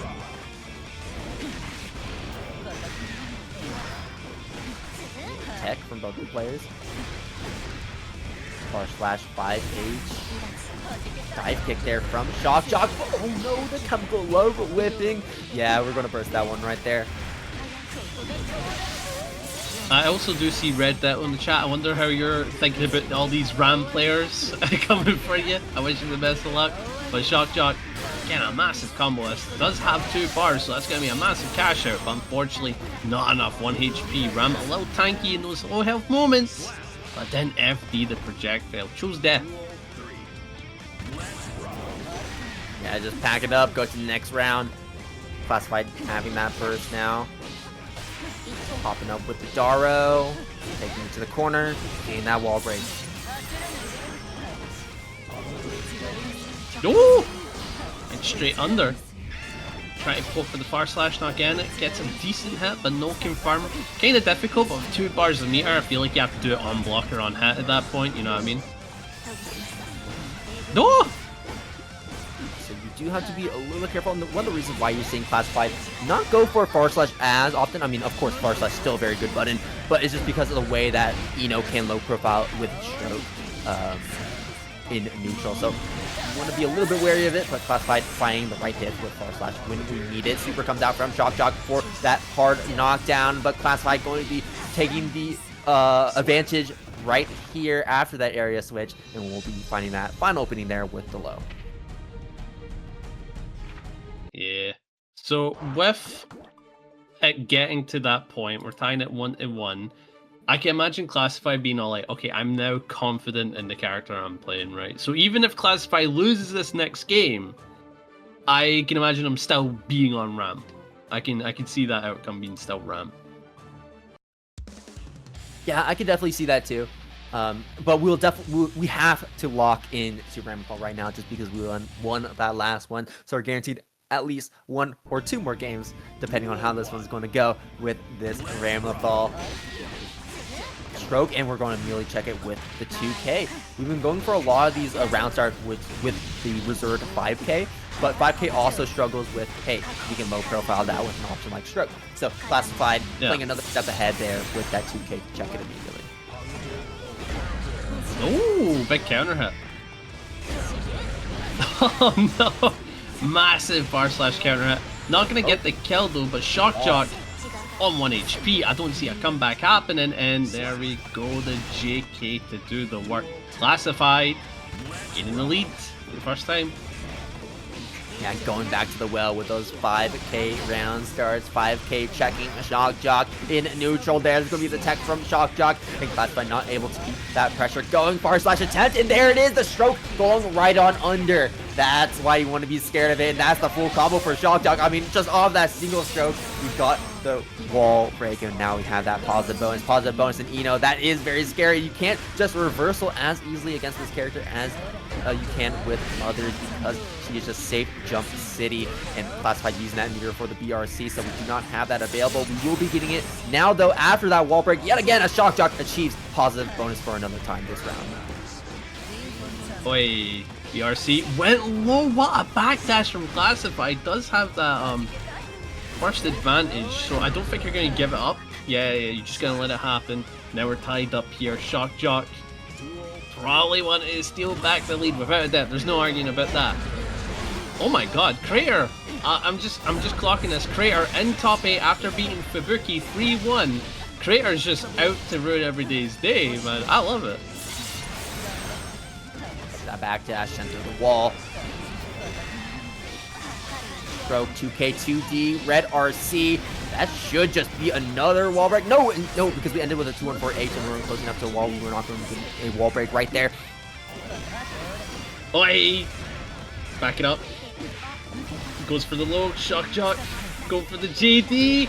And just like that, gonna be able to send you through the wall with this super, and then with the hard knockdown, able to run some of the scariest offense in the game. Oh, it's a whip that keeps it going, and what a challenge for the 2K. Classified should be able to win this, and just like that, 2-1 completely flipped. Shockjoc now facing going to loser's side.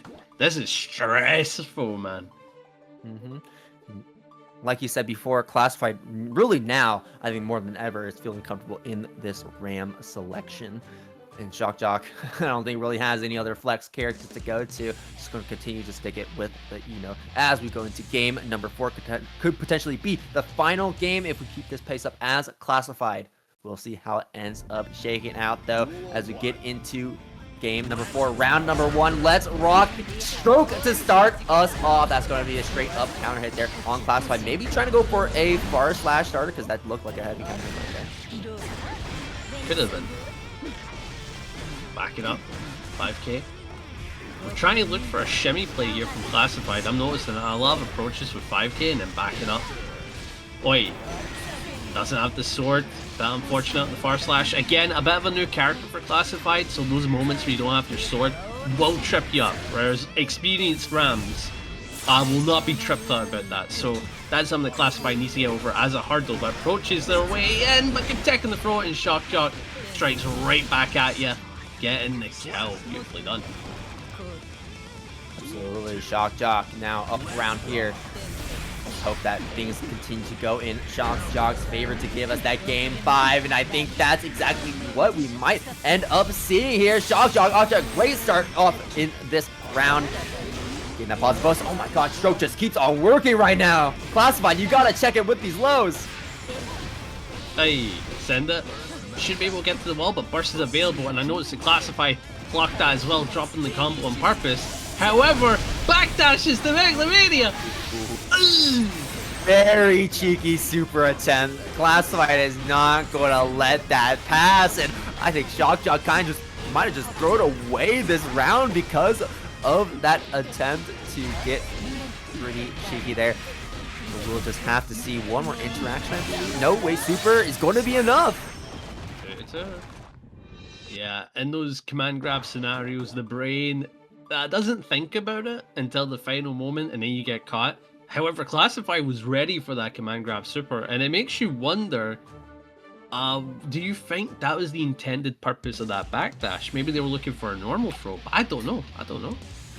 Absolutely not. Yeah, it's insane. Like, again, you don't think about that super. You really don't. But 2-2. Anal game between these two tyrants. If Classified comes in later and says that's what he was looking for, I will say he was lying. I did not. Without a doubt. It's just, it's something to think about though. It's like, good backdash, but what were we looking for? What was on the mind? Throw red RC, that's going to buy us time to get one of our swords back. Note comes out, classified, respecting it. Burst comes out as well. Oh, no burst on the table for either player. Counter hit with the stroke. Shockjoc should be able to take classified to the corner, and we're definitely not going to want a wall break. I don't even think we can wall break in that situation anyways there. And we'll get the wall break right here, right now. Positive bonus for Shockjoc, going to be building up a lot of meter, especially with a good hit like that with the stroke. I think that's just going to be dead as we get pop this super, or not at all. Shockjoc on set point over classified with the Eno. Yeah, and now classified looking for that hit, looking for something. It's just blocking out until we can see it. Not gonna happen. Oh, went for a bait for sure, but then get it. Bar slash, 5H. Oh, what a counter hit there for Shockjoc. Options not right there into the super. Oh my god, classified, you are in a terrible position. It is guess for game. What is it gonna be? It's gonna be a low Shockjoc 3-2 moving forward to top 8. Yeah. Now here's a set you can definitely get mistaken in: the Ramlethal Ditto. Two characters, the exact same, and now you have to try not get mixed up in the mirror. This is a commentator's worst nightmare, is the Ditto. Oi! But it does appear that we're just going tit for tat, a lot of back and forth hits between RedDitto and Lēʻahi. Panda, we are just pressing buttons. We are just pressing buttons. Like, well, what are we even doing at this point? I don't know, but we're going for it, that's for sure. Oi. Oh my god. Mortabato not able to get a side swap off of that one, but we should be able to get the full core carry, even the kill as well. I was actually surprised that I was able to. That was enough to kill. I thought the scaling would have been too high. So yeah, I was about to say, the interesting thing about this set, without a doubt, is actually how aggressive it is, right? When you think about most mirrors, both players kind of take a moment to suss out each other, right? I would say that, right? Potemkin mirrors, very notorious for this. Both players will tend to back up a lot of the time. This is aggression. There has been no calming in the pacing whatsoever. There's been no guesswork. It has just been all dash and all approach. Right. It's you're definitely going to just be throwing hands or throwing swords when it comes to these characters. And there's so many ways that Ramlethal can kind of call herself out, if that makes sense. So that's also why we're playing so aggressive. Like, if we really just, you know, it was the case for Ramlethal, I think, like historically in Strive, where I think especially like during the Rekka sequences when we had dash cancel Rekkas, that was definitely like particularly egregious when it comes to like, oh yeah, no, that you can absolutely just make hard calls in a lot of different scenarios. But yeah, that's exactly what we're seeing right here as we're playing super aggressive and just stopping each other. But even as aggressive as it is, I mean, RedDitto is still coming out on top despite taking a lot of hits from Lēʻahi. I think this quickly just became my favorite mirror. I've never seen two characters go for an absolute slugfest. Yeah, it's a lot of fun. Yeah. Oi, can go through the wall. Oh my god. Again, the startup of that round was literally approach, counter at 5H. Oi, oi. And the funny thing is, these two characters have reach. They don't need to be this aggressive. Like they can play the both game. Unfortunately, 2H whiff right there. RedDitto dropping that combo, and Lēʻahi able to move right on in, blocks the tap dust, basically goes for that load into the 2D to get that knockdown 2S into the sword toss, and that's gonna be another tap dust coming through. RedDitto just getting open wide, getting broken wide open here. I gotcha. Have to be around to Lēʻahi, but can we close out is the question. 6P, that's a great start. Hey, keep the pressure on. RedDitto getting a lot off this, should be able to send you through the wall. No super, but opting for the sword toss. Maybe wants that bar for the approach. Yeah, exactly this. Jumps in with the JK, tap 5D, looking for the burst, but Lēʻahi isn't biting on the hook, isn't getting baited. Yeah, I hope you have your passport because you're just being taken for a trip around the world in a perfect red RC after that 2-1-4H cancel to bait out that burst and move up another game. We are just pressing buttons. We're doing so much damage, and this set is going by so quickly. Dude, this is reminding me of I don't know if you've seen this, but there was this one fight in MMA that's very like decently known. And maybe MMA, kickboxing, not 100% sure, but both of the men agreed before the fight, they had a gentleman's handshake that they were just going to rush each other and then grab each other and just keep punching. That is what the set is reminding me of. That is what I'm seeing right there. It is just go, go, go. My goodness. Dude, like their DoorDash is coming. Like their DoorDash is on the way. They need to be ready to answer the door. That's what it feels like right now. It's the only explanation. It's so aggressive. Oi, with the super, and then Lēʻahi kinda stuck in a knockdown scenario. Yeah, gets the full slash in and confirm. And despite the fact that it's been a back and forth slugfest, RedDitto is the one who's been taking control 9 times out of 10. Absolutely. Yeah, that's one like the really interesting thing that I found is that like, you know, RedDitto is taking a lot of hits. Yeah, RedDitto is taking like a decent amount of damage, but RedDitto is always coming out on top, despite some defensive plays that could be a little questionable, like we saw right there with that attempt to tech a throw and having to spend that burst to get out of that sequence. Lēʻahi going to be getting that wall break to now get that positive bonus, but a nice opening there with that JK into the 2-1-4S means that we will be getting that knockdown, we will be getting that pressure, we will be getting this combo, we will be getting that burst taken out from Lēʻahi. Boy, gets in. Should be able to send you through the wall with the beam. RedDitto getting a lot of that, and with the knockdown can do whatever he wants. Goes for the JP and confirms into a kill. 3-0 heading into top 8. It's the with punishment queen. She'll get in, she'll punish, she'll hit hard. However, there is one massive problem, which is you've got to get by some of the tools, right? 684 randomly can just clip you and that's it. And then you've got to deal with drone, which the air movement's pretty decent for getting by it, but then you got to deal with Goldlewis. So there's a lot of layers and neutral when it gets to that point. Oh! We are seeing coming through. First comes out from there. I'm not there, not wanting to get look at that. In an instance. Please. 268 into the low behemoth, good defense. BRC overheads, well defended by Kreator, and actually able to escape the corner. That was beautiful. 5K to keep this corner position.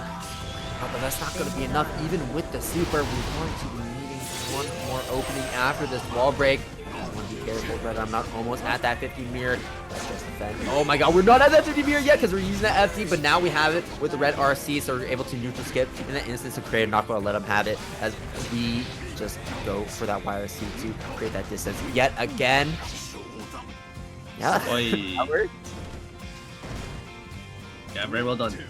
Keep in mind though, the Kreator is basically walking on eggshells, right? One misplay, yeah, I was about to say one misplay leads to Goldlewis absolutely steamrolling, and with this wall break and the meter advantage and the burst, it certainly could happen from here. Laser, lucky down Kreator, gonna get the hit though and has to play defensive.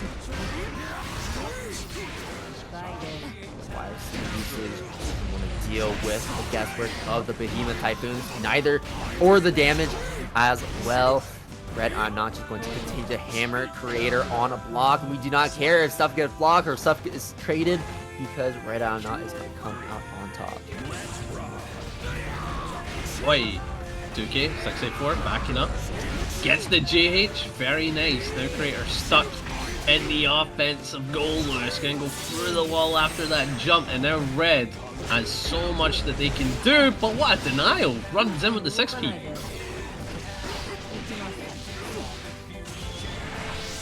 Hey, Kreator now popping the super. RedIAmNot with 200 meter, almost at level 3 security gauge as well, which can be impactful if given enough space. But then super enough. No, it is not. Even with the wall break damage, it does not do it. Beat it. Out, and we have the RC to make sure that we're still plus. Blocks the overhead. Burst comes out. White wall assault in. And Kreator just goes down. Man, and you could see that Kreator respected the White Wild Assault. Do keep in mind, White Wild Assault is minus, right? And in that moment, I think it was a bit of like, okay, I'm going to respect this, because if I go for a misplay, I can lose to a 6p, right? So, for example, Goldlewis could do White Wild Assault, and then 6p beats your 5k challenge, and you lose the match there. And then, so, want to respect it, didn't want to fall for that RPS, and I think that is why Kreator got caught. This is a good start here for Kreator. 5k into 2D, does get jumped over, so he's the 5p to wall. RedIAmNot back in, and now Kreator is the one that is getting walled in instead. Great mash out. Right.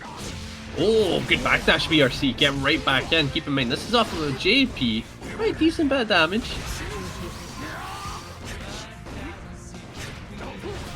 2k, 6p. Pressure and decides to back up. Gets a good anti-air, but this won't be enough to kill, so maybe a reset opportunity. No, goes for the wall break. Oh, no, never mind. It's like not enough meter there. I thought we were going to be able to build up enough. Like this, yeah, not going to FD that one as we hold on to our meter. IRC in, 6p attempt, and you just wait it out. Wait. Backing up, decides to approach with the punches. Gets back in, but the 2k tries to get in, but again denied. It's very awkward getting in on the Goldlewis, is willing to play patient.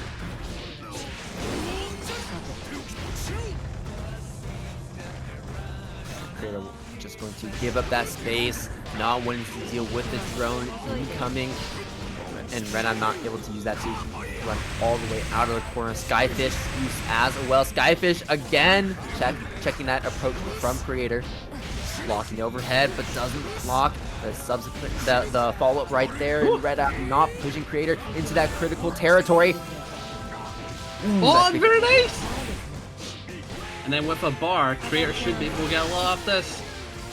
Going for the aerial super for the confirm, not a bad idea. You're going to miss it a teeny bit of damage, but as well as like pushback, RedIAmNot giving a damn, uses the meter again. Good defense. YRC, you say back off, but not getting a lot of reward. A lot of health on the side of Goldlewis. That's really great backdash there on that Behemoth Typhoon. Blocks the wide wall on. This time challenges it with that 5k, but no 6p inside, which you said could be a potential counter against that option. Wow. Just like that, man. Kreator tying it up. And you can see, like, Kreator is actually pretty fantastic in the set, right? Really good. Understands how to play against Goldlewis.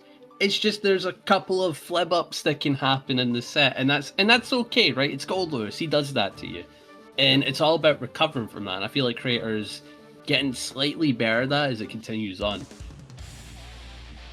Yeah, Kreator is still playing incredibly well, and a lot of it too is just like these 5p checks are just so incredibly clean. I love the usage of 5p over other mash options, and even using it as anti-airs like this right here just has been giving Kreator so much mileage. Wait, 268, 268, 2S, oh, bursting you back. Goes through the 2k into the 6-4, gets right back in, and look at the damage, man. Ooh. One more hit. Oh shoot, run up 6p, that's interesting. 6p generally isn't used as a counter poke option just because it doesn't have a lot of horizontal reach, but has a lot of vertical reach, so it's much more useful as an anti-air. So that was very intentional usage there from RedIAmNot to use that as a counter poke. Oh my god, yeah, and it's one of those 6Ps that have a lot of recovery, so you can't just throw it out there as well. And that's gonna be death. Oh my goodness, that was quick. Quick indeed. Insane. So 2-1, and I do want to know that Lasagna Slayer has been, were they knocked out or lost? Let me look at that. Yeah, Tisker Brine eliminated Lasagna Slayer, and for anyone that doesn't know, Tisker plays Zato. So that is a very interesting character that we could potentially see in top 8, but they gotta beat Insert the May. Wish you the best of luck. Jack's already in top 8 as well. Very quickly, in fact. It was just a bunch of 3-0s when Jack got Was that rage? Was that rage that got him back here? Wait. Oh, Kreator actually getting a big bomb, but wants to strike back. Kind of like in the last round, Red went insanely hard in damage. Kreator's like, nah, I can do that too. Let me show you what I can do. Stealing that burst early is also incredibly impactful. I think this round is just going to be Kreator's round to win. Far slash, and now expecting that defensive BT. But we choose to pop the super, so we have to use the PRC as well, just to make sure we stay safe. Interestingly enough, RedIAmNot chose to press a button afterwards, despite Kreator having the meter, and just got counted in the process. Yeah, it can be awkward in those moments, because your guess is like, they aren't going to use meter just yet. Or maybe they're going to go for delayed meter, like a PRC bait, and then you can maybe hit them before they do that. And sometimes you miss the mark, you know? And now Kreator, getting so much damage, is actually steamrolling the Goldlewis. It is a complete turnabout. Don't speak too soon, Panda. Don't speak too soon. Yeah, that's fair. That's fair. Nah, I'm gonna speak too soon. Alright, now it's a theme. Well, See, no, I don't curse the players, Salte. I don't curse them. That's not me. Okay. I curse them, is what you're saying. Maybe. Like you have like the ability to just talk normally, and I just have curse language. Like okay. Here's the thing. Here's the thing, right? I'm pretty decent at not cursing players, right? Commentators curse doesn't come into play unless it's a combo that kills. Then I try my best to shut my mouth because I don't want to cause any mishaps. I also do see we have like over 1,000 viewers max for both the Twitch and YouTube. I hope you guys are having a fantastic time here. Be sure to sub, follow, all that good stuff. We're heading into the final match of the set. Red, Kreator, who will be heading into winners finals. I'm telling you, chat better be having a fantastic time. We got Geo on screen here on winner side, top 8. Jack's on the loser side of the bracket. We got the Jack Kryptonite with RedDitto as well on the winner side. A lot to look forward to as we get further into the top 8 and as we come to the conclusion of this bracket. Another counter poke 6P coming in from RedIAmNot. Very clean punish 6Ps coming in from RedIAmNot. I like that we're utilizing that as part of our kit. Yeah. Oh, another fantastic 6P from Red. Going for the right side, goes for the jump, gets the Ivy. Decent bit of left-right shenanigans. Quite well to saw it get in. And now Red has domination as the corner. Kreator needs to defend. Well, goes for the back throw. Wait, this can actually be the turnaround again. Aye. Oh, Jesus. You can feel it tense as Kreator's just weaving in and out. Yeah.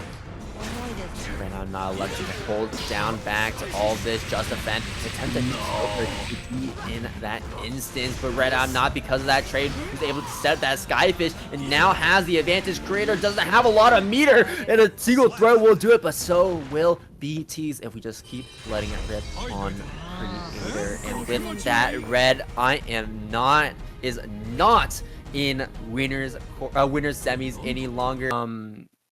But I think RedDitto is definitely going to be much more in that driver's seat and going to be dictating the pace of the set, as is kind of forced a lot of times to play like a bit of a counter zoning game plan where you're kind of be poking and prodding from afar and waiting for your opportunity to advance. And that's going to happen the most when those swords have been done, or like have been tossed already.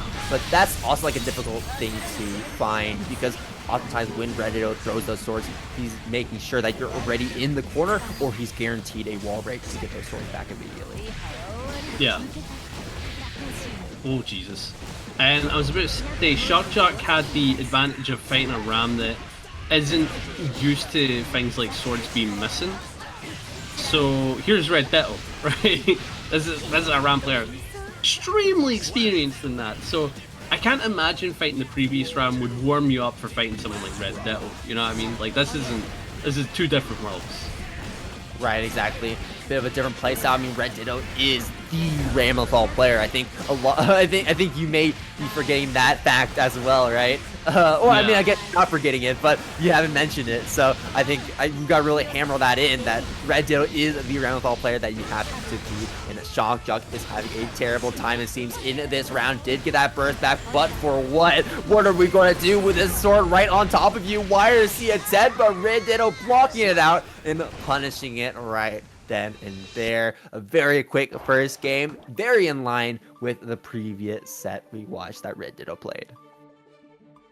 Oh, that's one of the band stages. I mean, it ran fine. They're fine. They're fine. They're fine.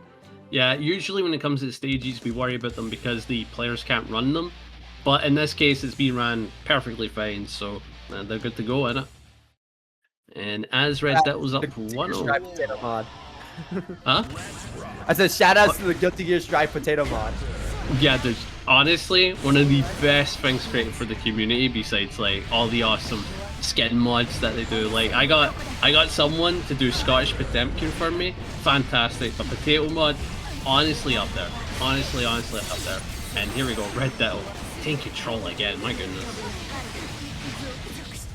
And there it is, opening up with dust. That's a perfect there for RedDitto. And this is just a zero at this point. Like Shockjoc is just getting crushed under the weight of these moves that RedDitto is tossing out. First comes out, pushing the advantage back into RedDitto's favor, especially with a counter hit 5H like that. That is going to be guaranteed wall break. And interestingly enough, options go for the Calvados, but I think that's mainly just for the damage, and we do not care if we get that burst back. We're going to be getting that burst back guaranteed.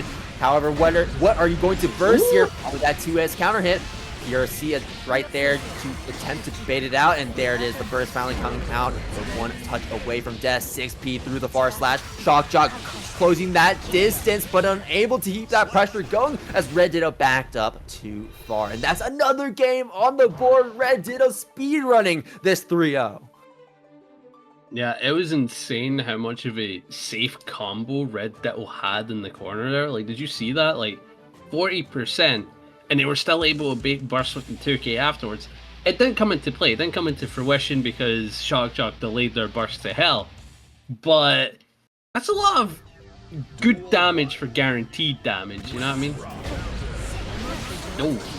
Round start 2S, calling out the stroke from Shockjoc.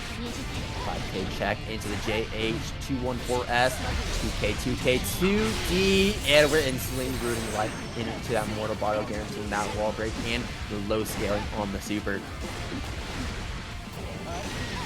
Nice. Oh, again, the far slash is really coming into play here with the super beam Calvados. 1 HP. Wow. Yeah, 1 HP then for Shockjoc. At this point, this is just going to be a chip sequence or a throw there. Another perfect for RedDitto. Another perfect.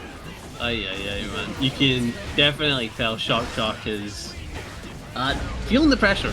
Needing to take a moment out just to play a bit more patiently, I think, because even your tools that you're used to, you're just not landing them because you're feeling the intensity of fighting someone with RedDitto stature. Yeah, okay, yeah, that's what I'm talking about. A lot of dashes into blocks. Look for your scenarios. You don't got approached insanely just yet. And as we head into set point, I think this might be Salte. Wait. No, not quite yet. Shockjoc taking RedDitto to the right corner of the screen, but we still are trying to maintain that distance, and when you do, you give RedDitto time to breathe, and that time to breathe was just enough to let a far slash rip. No, that's not what I was saying. That's not what I was saying. I'm saying I feel old, but I know I'm not old. I'm not old. Okay. Right. Anyways, Jack is apparently old in the here against Classified.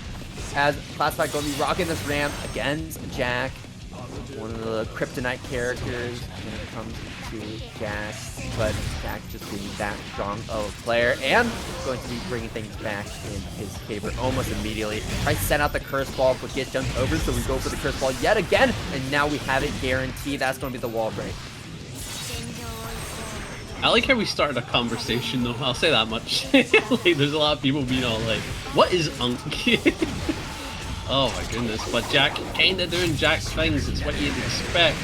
And I think if this continues on, Classified will definitely go to the Geo, right? Like, I understand Ram is a pretty good character, but this is Jack. I think he needs him in. Alright, first round going to Jack right there. Okay, tends to go for the GD, but out of range, the Classified going to be able to get that punish, counter it off the sword toss. But because that burst, we won't be having that sword for quite a while. Especially when we had that curse, so I don't think we're able to use it that much. Ooh, 5H into the rock. Oi. Decent damage dealt with the hard knockdown. Classified keep the pressure on with the sword toss. But what a challenge after Techno sends it to us, gets the hit, and now we're still on it. Jack with the BRC gets the hit and should be able to send you through the wall. No super though, but the resource is still pretty decent. I don't know though. We're only one bullet left in the chamber, and oftentimes, like, you can also say that like Heavy Chaoses only really need one bullet, but it is still pretty low, especially trying to make a comeback from that deficit, and without the meter to be able to just get all that back for free. He's one of those characters where if he does a shot and then he gets bursted, it's like, oh yeah, now that one bullet is a problem because now you're on 0.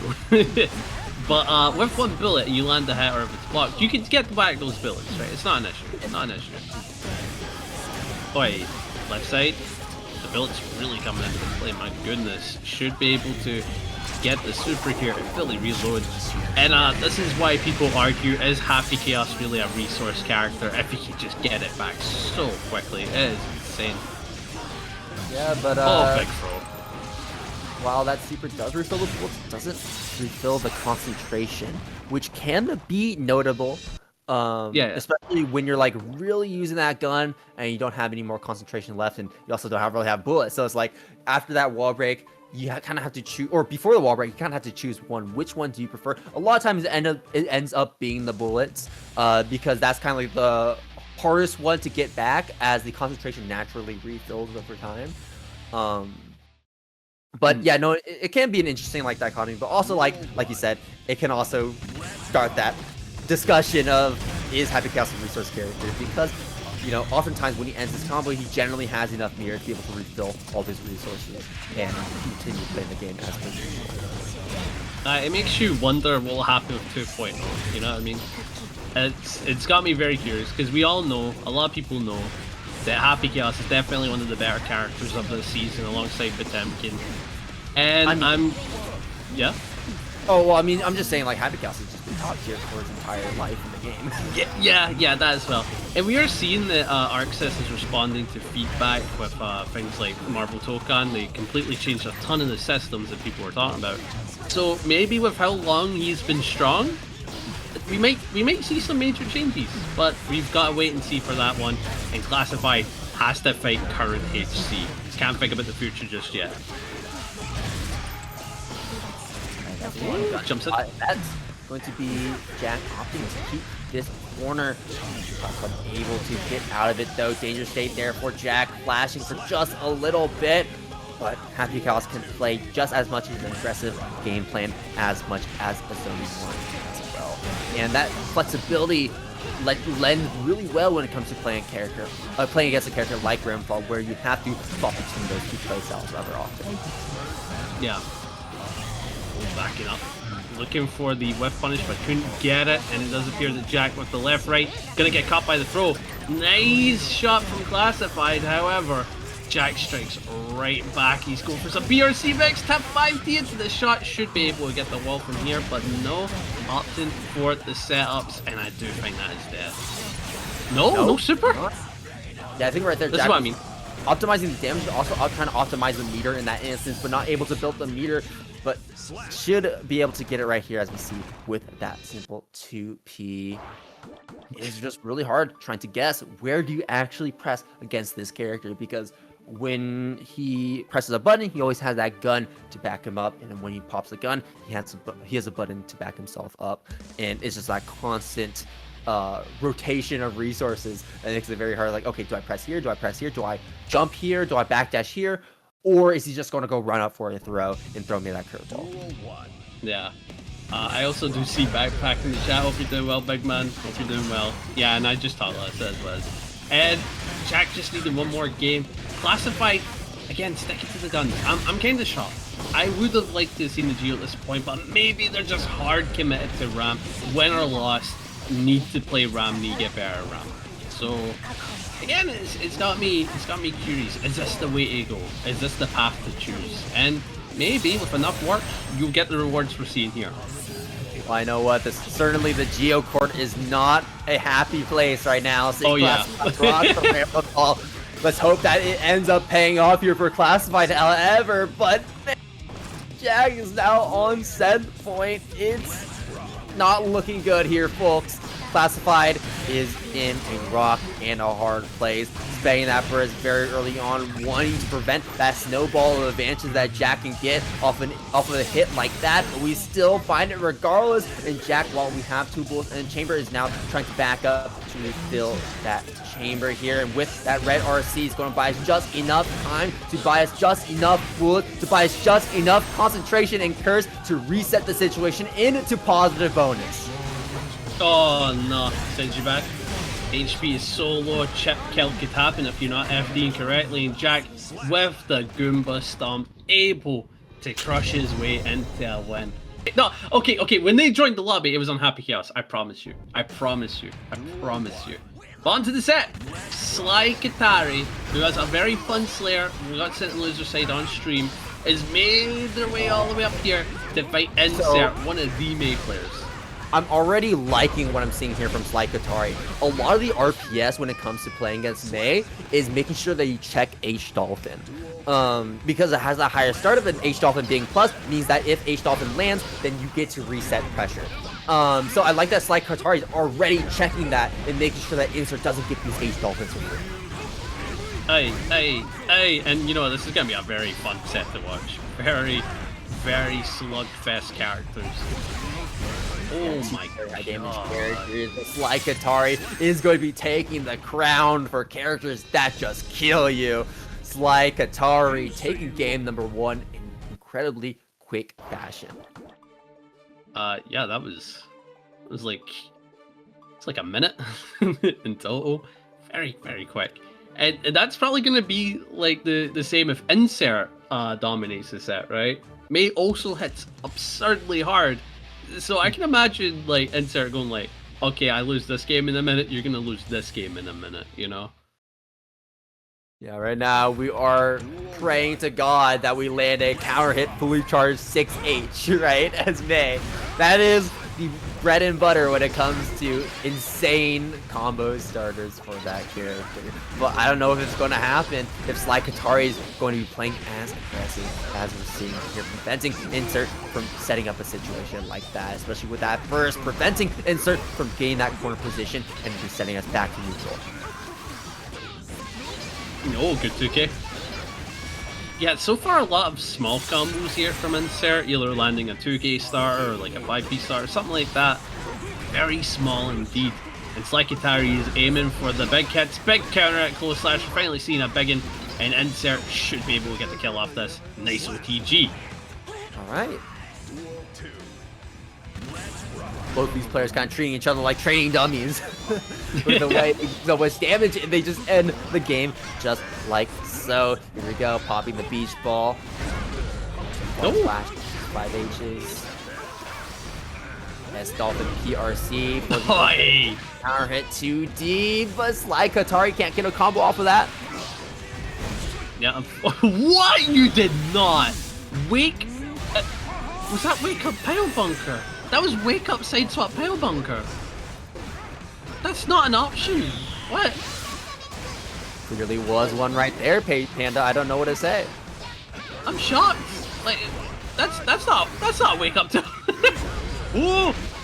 Okay, made a purposeful command grab weapon to the PRC. slykatari needs the hit, goes for the overhead, confirms it to low. OTG 5H. I'm shocked about that. I'm so shocked about that. That's like doing. Sorry, what did you say? Oh, sorry, I said both players 1 round away and on even resources as well. And immediately slykatari already checking the H-Dolphin yet again off that round start. Okay, but didn't check the H-Dolphin that time. However, had different plans in mind when it comes to how we're going to be finishing insert off 2 hits connecting, and slykatari has done it yet again. Alright. I don't think TNS should be showing the ages, because that is some mad dissing in the chat. How is this kid 17 and unable to block the slow 6k? You guys are mean. Oh my goodness. Yeah, 2-0. And I'm kind of curious as to how this flips about, because I can totally see Insert winning it from here with enough like leeway. Because Mei is, again, like we were saying earlier, hard-hitting character. She gets the hits, she can absolutely kill. Yeah, but it's about finding that hit is the problem. slykatari is just doing a great job at checking inserts when we're overextending. But in that instant, in that same breath, you could also say too that slykatari is the one that's overextending by attempting to constantly check insert. So maybe we will find some lucky hits because slykatari is opting to continue to press. Yeah, and there's your first lucky hit. Look at that. A lot of damage.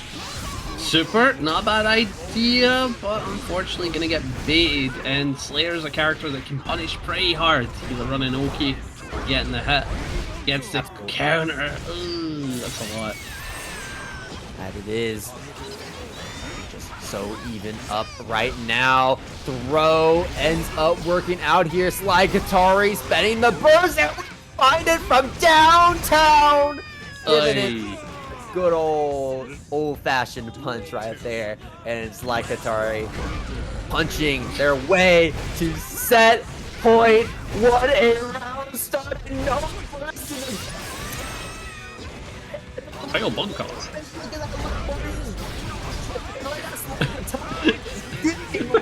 Here. Oh my god. Yeah, and that should be death without a doubt. Sends you through. slykatari going to head through 3-0. That a fighting game player in that aspect. So that's my right. So you like the I'm gonna disrespect you aspect. Okay, that's cool. Yeah. But next set, like we said, Jack versus Kreator are gonna be one of the sets of tonight, right? Because we saw Kreator knock Jack out not on stream, but as a score, and we really want to see how it played out, and we're getting to see that with the run back. So super curious, but we've already seen Jack is off to the races, getting the first hit and just steamrolling away.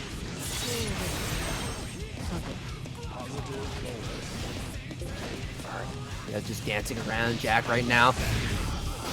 Jack pulling out the gun now as we found the hit. That's going to send Kreator to the wall with the Deus Ex Machina.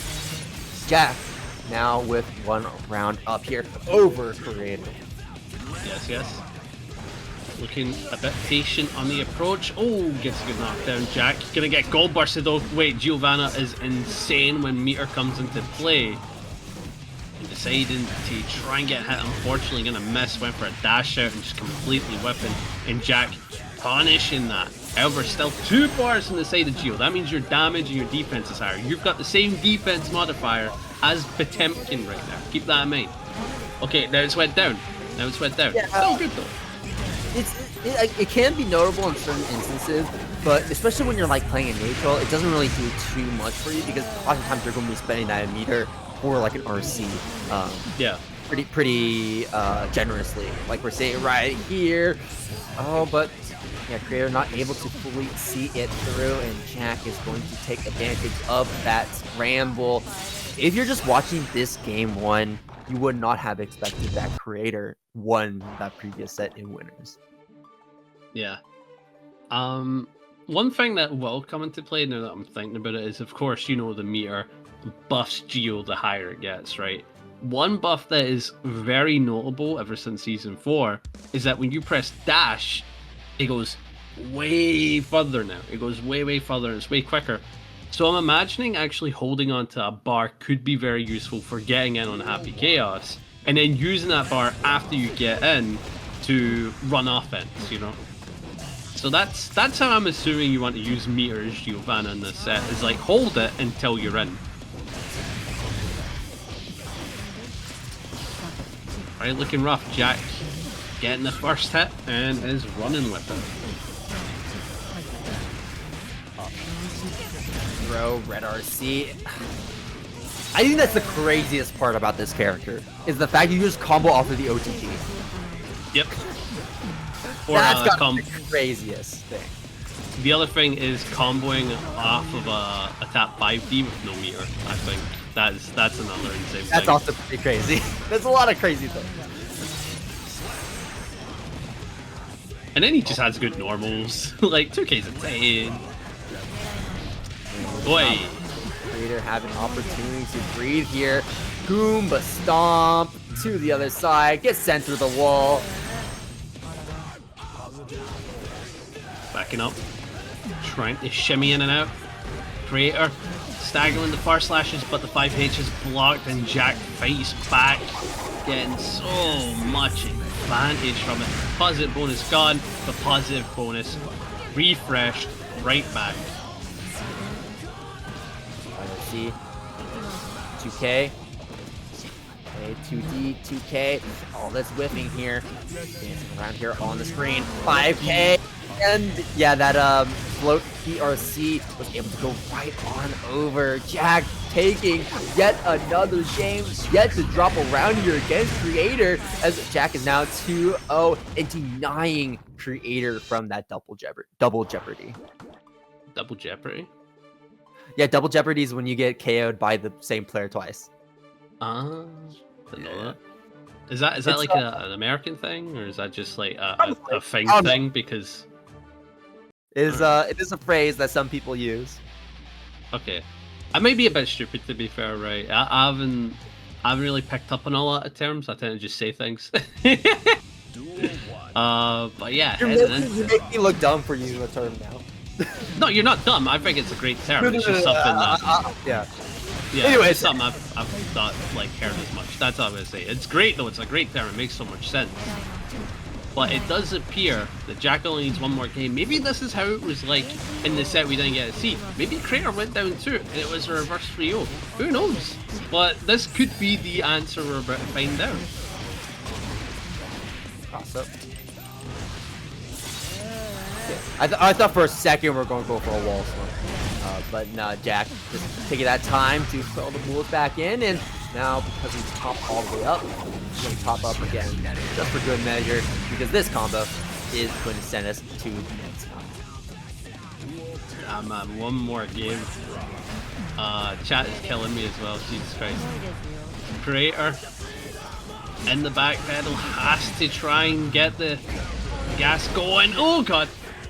But getting to that point is looking so difficult as you've just given up burst. And what could be the final round, and Jack has so much advantage, burst advantage, meter advantage, and actually getting the combos. Yeah, this isn't looking good.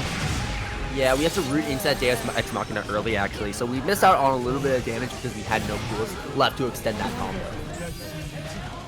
Oh! Nice. Good 2K challenge. Wait. The beginnings? Oh, but burst. Now it's time to get in, or I guess time to get out right now. No concentration, however, so Kreator is okay. Pressing that, jamming that 2T, and getting out of that position. PRC forward, blocks from Jack. 2K, 2D, gunshot popped up. We have enough mirror for the Deus Ex. Will it be enough? No, it won't be enough. Kill? No, it will not. You're still alive. Gold burst is blocked immediately. And a 3-0 for Jack. Oh no. Okay, we've got two. Truth to it. Yeah, no. The copy passes have been insane. I like the Marcus one I've been seeing. Like the one where it's all like, yeah, I can call him that. I know him. But this set, slykatari on the Slayer, we saw an awesome performance against Insert. But now, they're up against Shockjoc, a very aggressive character for the back and forth. This is going to be a very, very wild set. Cannot wait to see how it plays out. Power bunker into the bite. Guaranteed counter hit on the next hit, or not. Or not. Just didn't happen. Or not. Wasn't in the books. Oh. Decent. Our knockdown approaches with the JD. Should be able to get a lot of this, but Shockjoc decided to walk up, maybe try and get in the opponent's head for a throw, but no backdash from slykatari, actually escaping the corner. I guess right on the high. Shockjoc not able to convert that into a combo, however. And great throw on the cross-up attempt with the hammer. Shockjoc now up around over slykatari. Slykatari starting off with a simple sweep in. Boy. JD goes for the burst to send you back. slykatari approaches with a counter hit 5H, and that could have been deadly. You had to give up burst there. Cross the pile bump. I think that's just dead. We're going to be building up enough meter for a super. No, not quite, not quite. But Oh my god. For Shockjoc. But you know how we're going to play defense. There's that 2P coming through. Getting caught by the air button from slykatari, walling out Shockjoc. Red RC into the empty jump low.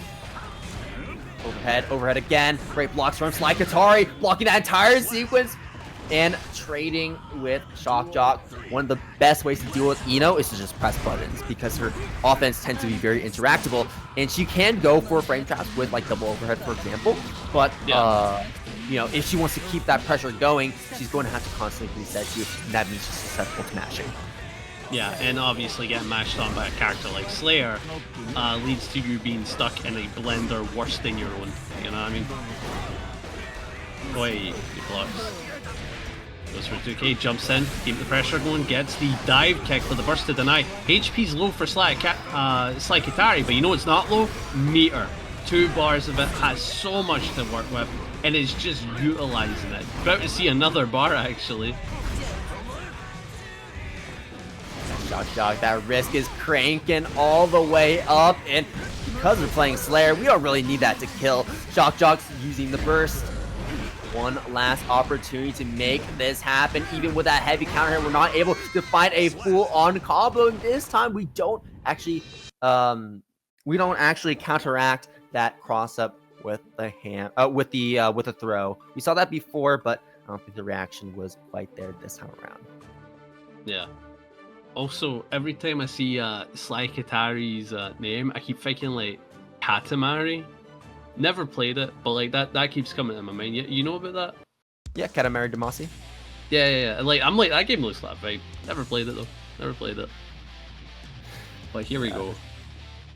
It's you know, the way the game is, y'all, is you kind of just picking up a lot of objects to build like a giant ball that you kind of like snowball into an even bigger one. In that instance, we're kind of trying to do the same thing here as Slayer, as we're attempting to snowball into big openings, big combos, and massive leads that is incredibly hard for a character like Ino to try and make it back from. So what we're saying is, replace Guilty Gear Strive with Guilty Gear Katamari, same game. That is it, snowball your way in. Boy, good 6P.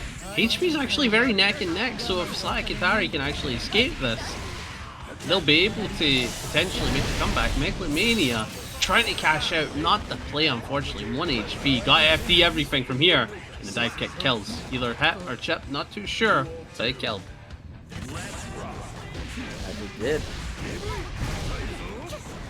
slykatari going to be winning this round. Start interaction, another pickup into a wall break there on a Shockjoc already in that critical health after being hit by 2 combos. Positive bonus for slykatari means we're at full meter, completely topped off, and slykatari intends to use it right here, right now with that burst into the 200 meter super, but unfortunately it whips there for slykatari, throwing all that meter away. The Shockjoc is taking this.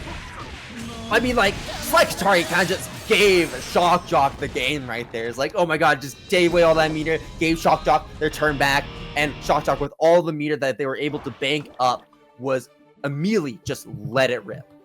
Yeah, that genuinely does suck. I can imagine slykatari having a moment of like a little bit of gamer rage, you know what I mean? Maybe a slight table slam or something, because that would annoy the hell out of me for sure. Yeah.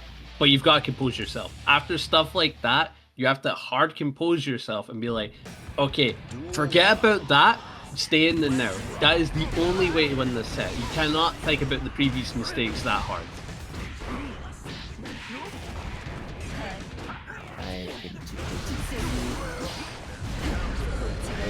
Out early there and actually opting to use the 6P to beat the map hunch approach from slykatari. slykatari now using the vacuum there on Shockjoc to get access to the command grab and now has that guaranteed counter, but we could have killed, but we didn't use the super.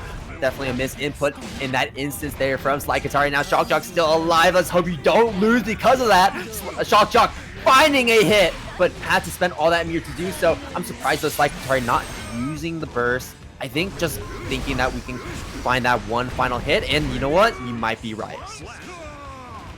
Yeah, very nice. Again, just stop having fun, as Casper say. Stop having fun. Lock in. But yeah, no, it's kind of hard though, because like in that instance, like even though Shockjoc was that one hit away, because you know can play that single player game, you know you kind of prevent your opponent from being able to actually find that one hit if you continue to lock them down. But I think that's one also the things that Shockjoc has just really been struggling with in this set was locking down slykatari. We do find some rounds that go way in our favor, but for the most part, slykatari is the one that's really setting the pace, constantly pressing buttons, making favorable trades, and the risk reward is just skewed so much more in Slayer's favor because of his damage output that oftentimes it feels like a huge risk to even do your standard pressure as you know.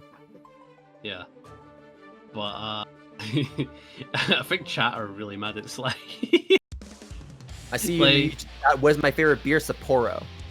I don't have a favorite beer personally. I just don't like it. Usually, and a bit of a sweary word coming up here. Tastes like piss. Not a fan.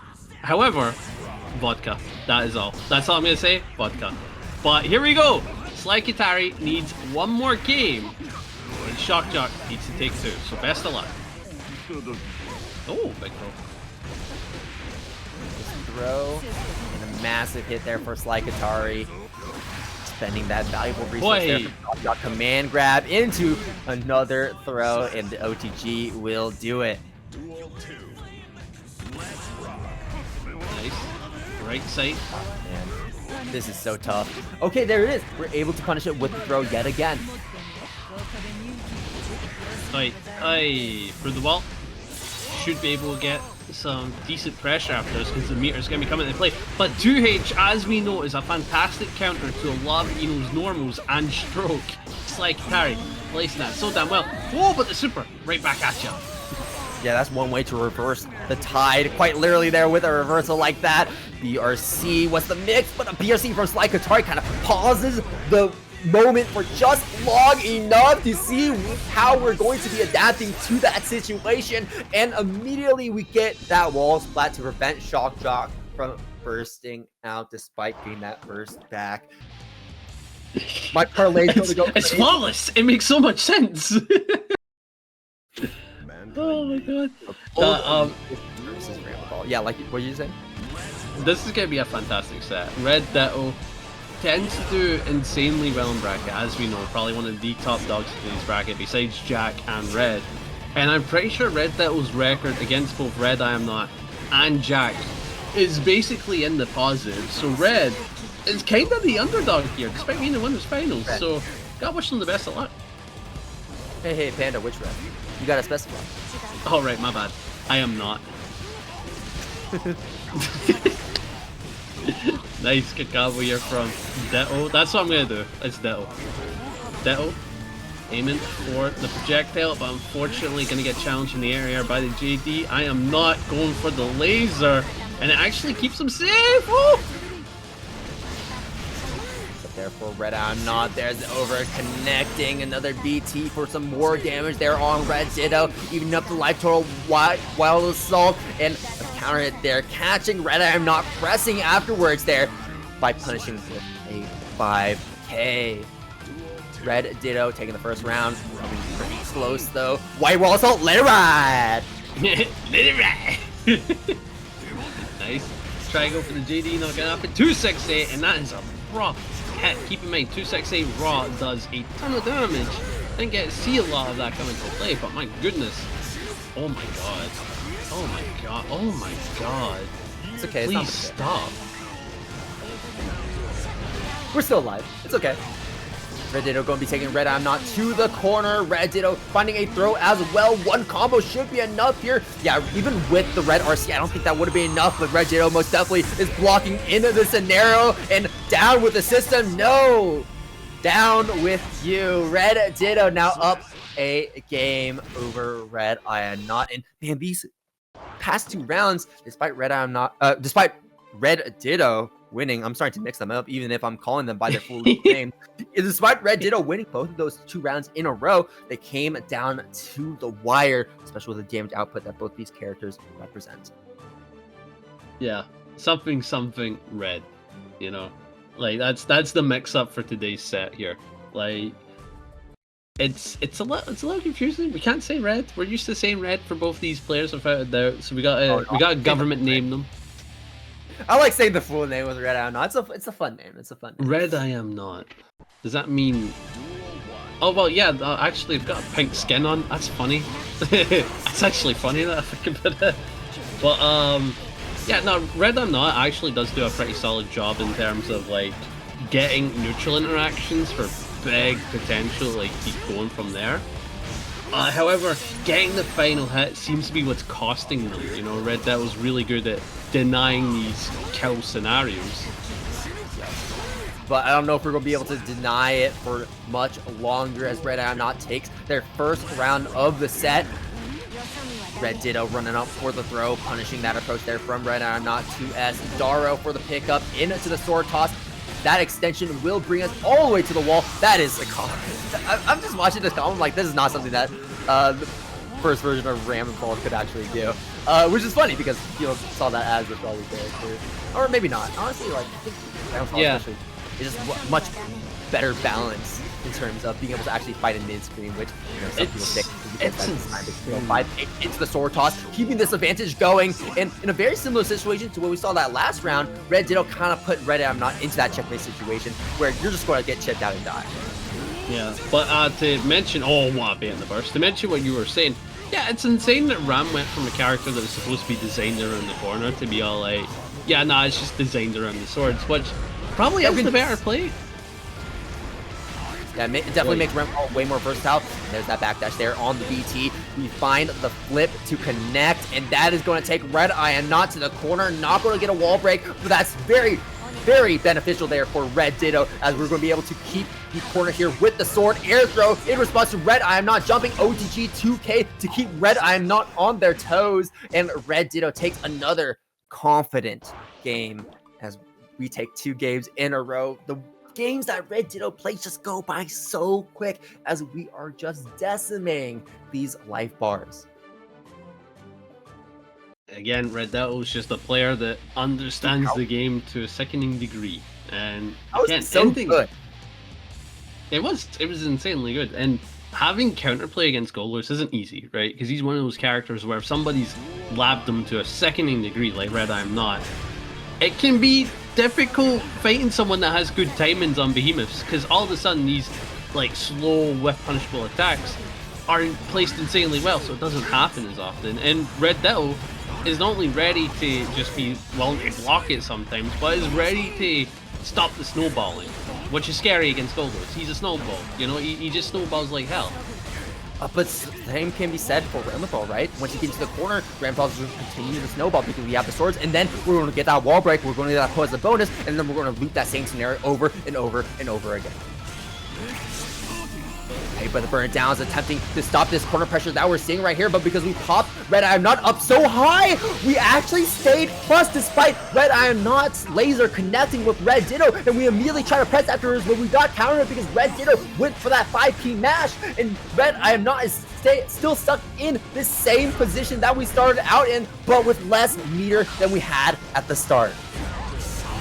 God, this red stuff is hurting my brain, bro. Wait, nice. Goes through 5k, sends the hit and confirms. My goodness, off that 5H, and just like that, we're on set point in a matter of moments. Yeah, that was a textbook punch there with that 5H, being able to poke with the tools that you have available to you. 5H, gain that wall break, gain our swords back. Here we go. We're going to start looping this positive bonus. No hard knockdown, but it's okay because we find the throw. Try to attempt to cross up with the JD. Get another throw coming in. Oh, we're going to see another one. No, we're going to go for the tap thrust. I'm not opting for the deflect shield. Not going to worry about that mix, but we have to worry about the rock here in the corner. RedIAmNot walking for their life, and unfortunately gets smacked, and RedDitto takes winners finals with a perfect was to prevent you from going for an option like that. And so slykatari is going to just have to play this very patient and wait for their opportunity to strike.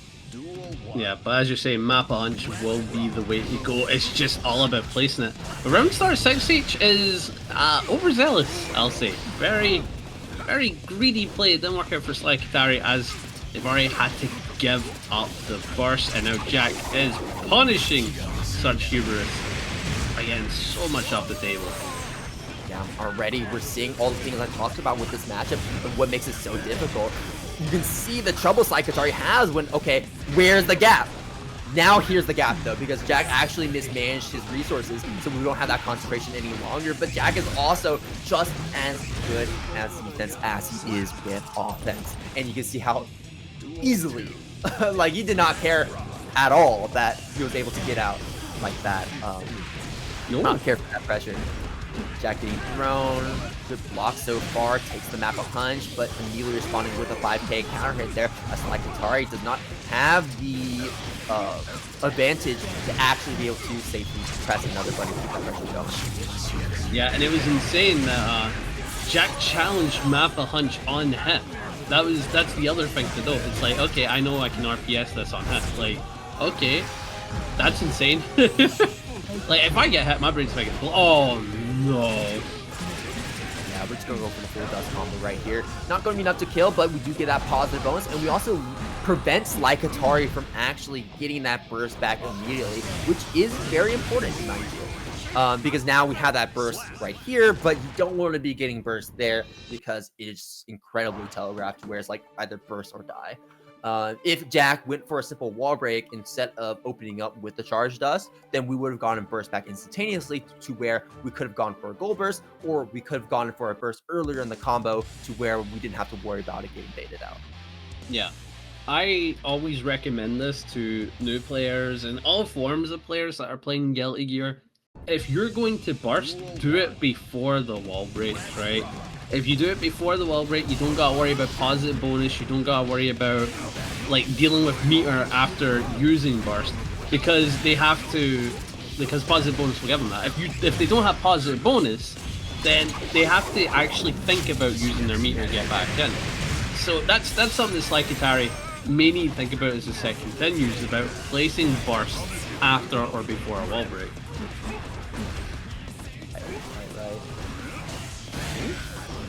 I mean, that's if we have that burst, right? And that's it. Yeah, true. That's it. Not have that. It may not have it for the rest of this round. If Jack can find the last opening, we need an immediate wall splat.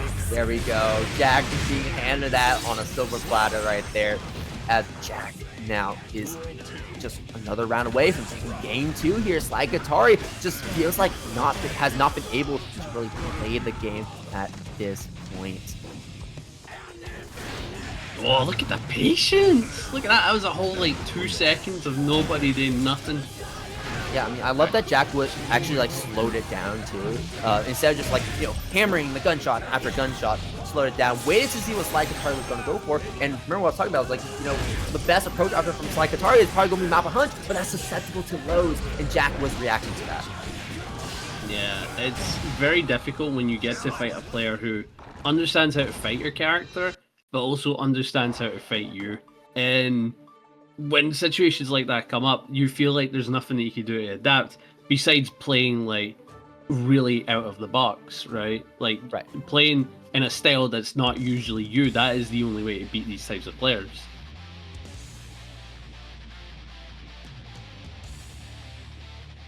Back in. Yeah, one more game to go.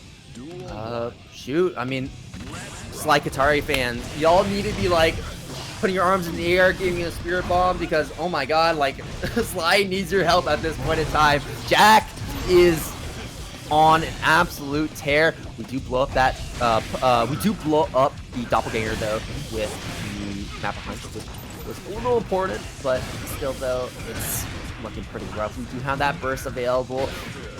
And I know slykatari is really trying to not to use that burst to get out of the pressure. Oh my goodness. Oi! Damage has been dealt. Jack in the corner. BRC able to catch the backdash. And that is something that does suck about Slayer backdash, is that he leaves him grounded. There's no air state in it whatsoever. So again, some characters they can punish extra hard because they may not want the bounce. Good that 5D.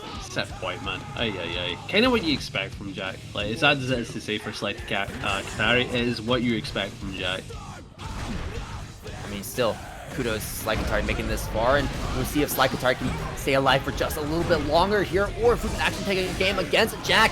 So far, I don't think we've taken a single round here against Jack, which is the really disheartening part, especially after that whiffing right there. That's got to be brutal to your mental, especially after you got to spend the burst to deny the wall break. Like you mentioned before, just denying Jack that positive bonus, preventing Jack from also refilling that resource immediately with Deus Ex Machina, but we're just going to refill manually. So we're back at full bullets, full concentration. We're getting the throw to reset the concentration once again, building up to 200 meter. We're going to be spending it all on this pressure sequence to try and open up slykatari, and that we will with the throw and the red RC extension. Jack takes it 3-0 over slykatari. Do you see that? What up? Leo? Have I seen Red play Leo before? I've never seen this either. I'm in shock, but Losers Finals, RedIAmNot, with an unusual character pick. This is not the Goldlewis. This is not the big man that you know at the coffin. This is the king with the two blades. Very curious. I'm certainly curious to how this turns out as well. RedIAmNot just trying different things, as the Goldlewis is known to struggle against Happy Chaos. There it is. That's going to be a flash kick to try and start us back off. Jack with the spacing though, avoiding everything and pulling in RedIAmNot for a throw to the other side. Here we go. Get that wall break. Fill those pockets again. Do whatever you want, Jack. You got it. Yeah, RedIAmNot already put into the back throw scenario. Never gets it. Oh, backdash BRC. Super strong defensive tactic. If you guys learn it, your defense levels up by a ton. It's not even a bit. Not even a bit. It's so strong. So strong. Oi. Oh my god. Staggering on a flash kick character is brave. That is brave. Is that like RedIAmNot doesn't actually get guaranteed back turn anymore. I guess it's been a bit since we've had guaranteed back turn off of GG, off of flash kick, but it's not really as impactful as you might think. Like, sure, you get out of that scenario, but Jack is fantastic at these scrambles and can absolutely bring things back in his favor. Beating out the parry attempt, RedIAmNot just jamming it, hoping that it lands. And at this point, with no meter left after that BRC, things are going to look pretty tough. We do get into that backturn stance, but immediately denied by Jack with that burst. Tap dust, gun shot allows us to combo meterlessly afterwards into Deus Ex Machina. I think one problem we're seeing is that Red isn't getting enough hits to really capitalize on, and Jack is so aware of that, so anytime Red gets a hit, bursting instantly, and that just kills all momentum. Yeah, and it's so, I think one of the craziest things that someone said before was Happy Chaos gets 2 bursts, and I agree, because if you put Happy Chaos at full screen with burst, Happy Chaos is still in a good position. Like, Happy Chaos is in a winning position on the screen by using your own burst. Basically. Isn't that crazy? Oh, okay. Sends you through the wall to super. And now Red is stuck with the hard knockdown, and Jack is just running the attack. It's what you expect. It's what you expect. Jack is so used to fighting these fellas, man. Flash kick, let it ride, let it ride. Let it ride. Oh no, but you can't because he just backs up. Here, flash kick right here. Let it ride. Oh, okay, we let it ride right there. Doesn't get the back turn off of that. No concentration for Jack, so RedIAmNot pushes out aggression, and we find the back turn as hit. Doesn't get the full combo, but we'll get back turn yet again. We're gonna start looping back turn here with these throws, and we find the over straight into the super. RedIAmNot finds a round win. That round win could be the starting of greatness, or it could be a feeling of like, I might learn this character after the set's done. But it does appear that Red is sending the flash kicks, bro. Yeah, like you said, let it ride. Okay, oh, I thought we were gonna go for a wall slip again, but no. Wait. Do we have to disqualify Red? Because like, they've got a skin with Red on it. RedIAmNot. They're not playing to the namesake, Salte. Do you see this? I don't know, man. I don't see. Are we going to DQ him on that? Anyways, RedIAmNot just getting. That's a thought. Right now, like he's a mafia gang boss, and he had a hit sent on him. RedIAmNot on his final breath and loses it there in that round. Jack is looking to go up another game, and things are looking dire here for RedIAmNot, especially after that flash kick. Burst on the dust combo, and what's really interesting actually is that if you burst on a dust combo, it prevents Jack from getting that positive bonus despite you area switching.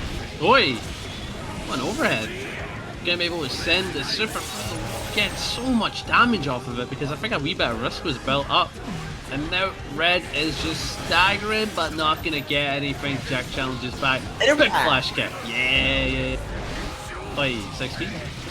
Death. Oh my god, Red takes a match in the set with the Leo Whitefang, a character that pales in comparison to the amount of hours they have on Goldlewis. Alright, it looks like the Leo might end up working here for RedDitto. Wait, that's actually really hype here. 1-1, y'all, here in losers finals. Whoever wins this one faces RedDitto in grand finals. We got at least 3 more games to go. Things are looking pretty even, despite RedIAmNot. I don't seem to having a hard time here. I guess it's Happy Chaos, but Leo, I think, just naturally struggles against this character still. I mean, like, come on. Like, if you're gonna pick a secondary to deal with Happy Chaos, can we at least, like, pick Happy Chaos or something like that? I guess you can't join the dark side. I guess you can't join the dark side. Honestly, yeah, like, I've always said this when I was learning, when I was, like, deep into playing for Temple Season 3, worst matchup for him was Johnny. And I was like, you know what, bro? I hate Johnny players so much. I'm gonna learn Johnny for the mirror because I want to put them through that. So we need someone to do that, Jack. Someone needs to learn Happy Chaos. Yeah, we need or pick Ramlethal. Pick Ramlethal instead of the Leo Whitefang. But you know what? The Leo Whitefang kind of worked. I mean, we got 1 game on Jack. But Jack immediately responded with a round in return. And that is a great round start there for Jack. Oi. Nice. Able to get a big combo. Has the meter for the super, so just like that, the bullets are back. However, focus, that is actually a decent point. Never mind, just run offense. Ay, man. These are the moments for people like, is HC really a resource character? And that's where the debate comes up, because that is insane. Look at that. Just honestly, it's almost like he didn't use anything. Honestly, too, it's more of a discussion about positive bonus, if anything. That as well. Oh my god. Yeah, it's so strong. But Red, potentially about face defeat as Jack goes up 2-1. And to go back on positive bonus, yeah, it's insane. It is an absurd mechanic to get after a wall break. Like, not only do you get meter over time, not only do you get more meter per hit, you know what you also get? You get a 10% damage boost and damage reduction. I don't know if you guys know that. It's insane. It's absolutely insane. Yeah, and then, I mean, the same criticism can also be levied towards a character like Ramlethal, where do the swords really matter if you toss them, if you just get them back from a wall break and you get positive bonus to keep looping that pressure? RedIAmNot though denying Jack from looping any pressure there with that flash kick, interrupting Jack in between that. But Jack should be able to get this wall break on his Deus Ex Machina, sending him to the other side. Positive bonus, y'all. Say it with me. Positive bonus. Oy, bang, bang, bang. Positive bonus. Oh, that's it. Bang, bang, bang. Positive bonus. Oh, yeah. There you go. Bang, bang, bang. Positive bonus. There it is. Oh, wait. Did I get punished for that? Hey, yo. Oh, yeah. But this is looking like step point. Red, I am not about to face elimination, but did take a game with the Lēʻahi. That is a highlight. You walk away, head held high, getting a game with Lēʻahi. But you know what? Yeah, don't count him out yet. Don't count him out just yet. Right now, I'm not spending that first. Oh, we do get a successful parry. Chasing Jack down with this back turn stance. One of the most impressive stances in the game. Massive counter here for RedIAmNot. And with this super, this is going to delete that health bar. No, it is not. Jack's still alive. Oh, the Anji mix. Okay. Fake the overhead tap 5D and then just do whatever. Jack went for throw. Probably guessed the cross up was coming, but didn't happen. And now Red has an opportunity. Wait. Time to go for the wall. What is it the kids say again? Was it bang bang bang positive bonus? Bang bang bang positive bonus. Slam curse. Bang bang bang. Oi. Hey, Panda, finish the sentence. Bang, bang, bang. What do we got? Positive bonus.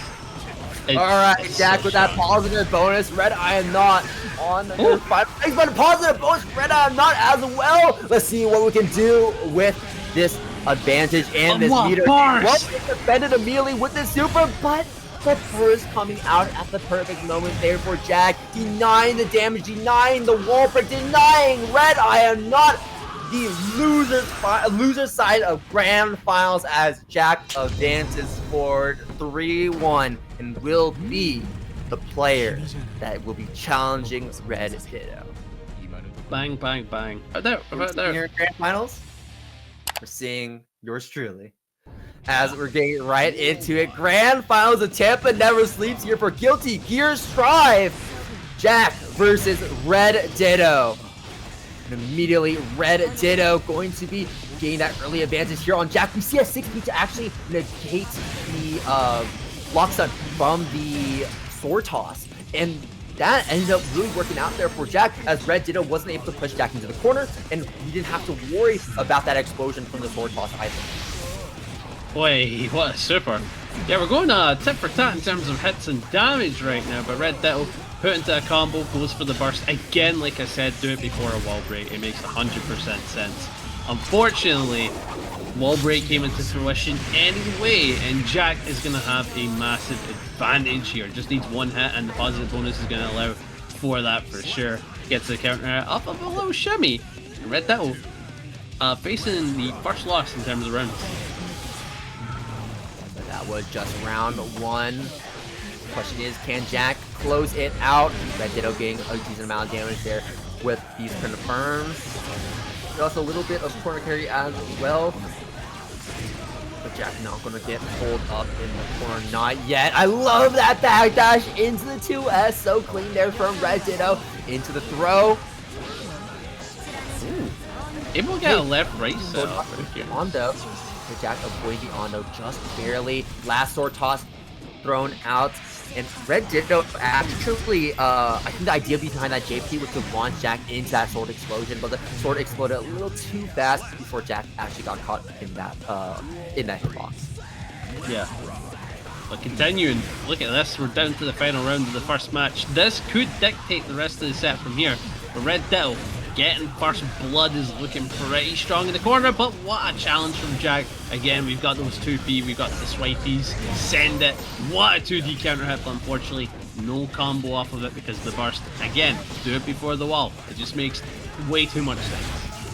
Oh! Ooh, yeah, we try to get that sword toss off to prevent Jack from firing. Go. Jack is the one in the driver's seat because we tossed that sword away. YRC coming out, run up, 2S, but Jack avoiding it by jumping right on over. RedDitto now in the corner. What is our option? 2K2 in response to Jack's attempt. Sword toss into the corner. Far slash confirming. That spot in the corner as well. And JS catching Jack, trying to escape. RedDitto has set the pace of this top 8, has set the pace of this grand final set as we take game number 1. Yeah, honestly, insane conversion, absolutely down to the wire, and fantastic so far. But your mic did that thing again. But again, I don't think it's your mic. It's not your mic. It's Discord. Discord does this thing where once you peek it, it cancels it 100%. So is what it is. I turned the noise off of Discord, so hopefully it won't run into that issue any longer. It doesn't matter. It just does it. Like, I've experienced this for like multiple other tournaments where I'm like, oh, I'm gonna add this to my highlight reel, and then it's just me go like, ah! And then gone, just gone, and I'm like, that's awesome. Love that. But RedDitto already appearing to be in the corner as Jack is making the comeback, wants to try and take a game, tie it up 1-1 apiece, and already off to a fantastic start. Look at this. Did a one touch away. PRC 5H 214S. Jack, excellent air to air, catching RedDitto, trying to approach. Next round, let it ride. Let it ride. Yeah, for the wall. That is positive bonus kicking in, and that's going to allow. Okay, but it is actually the. Yeah, we didn't have the meter to actually refill the chamber. We did manually refill it there, and we're going to have it right now with the Deus Ex Machina. If RedDitto doesn't burst, and RedDitto does not burst, 2K2D, gain that knock, gain that. Turning the table there on Jack. He's trying to go for it.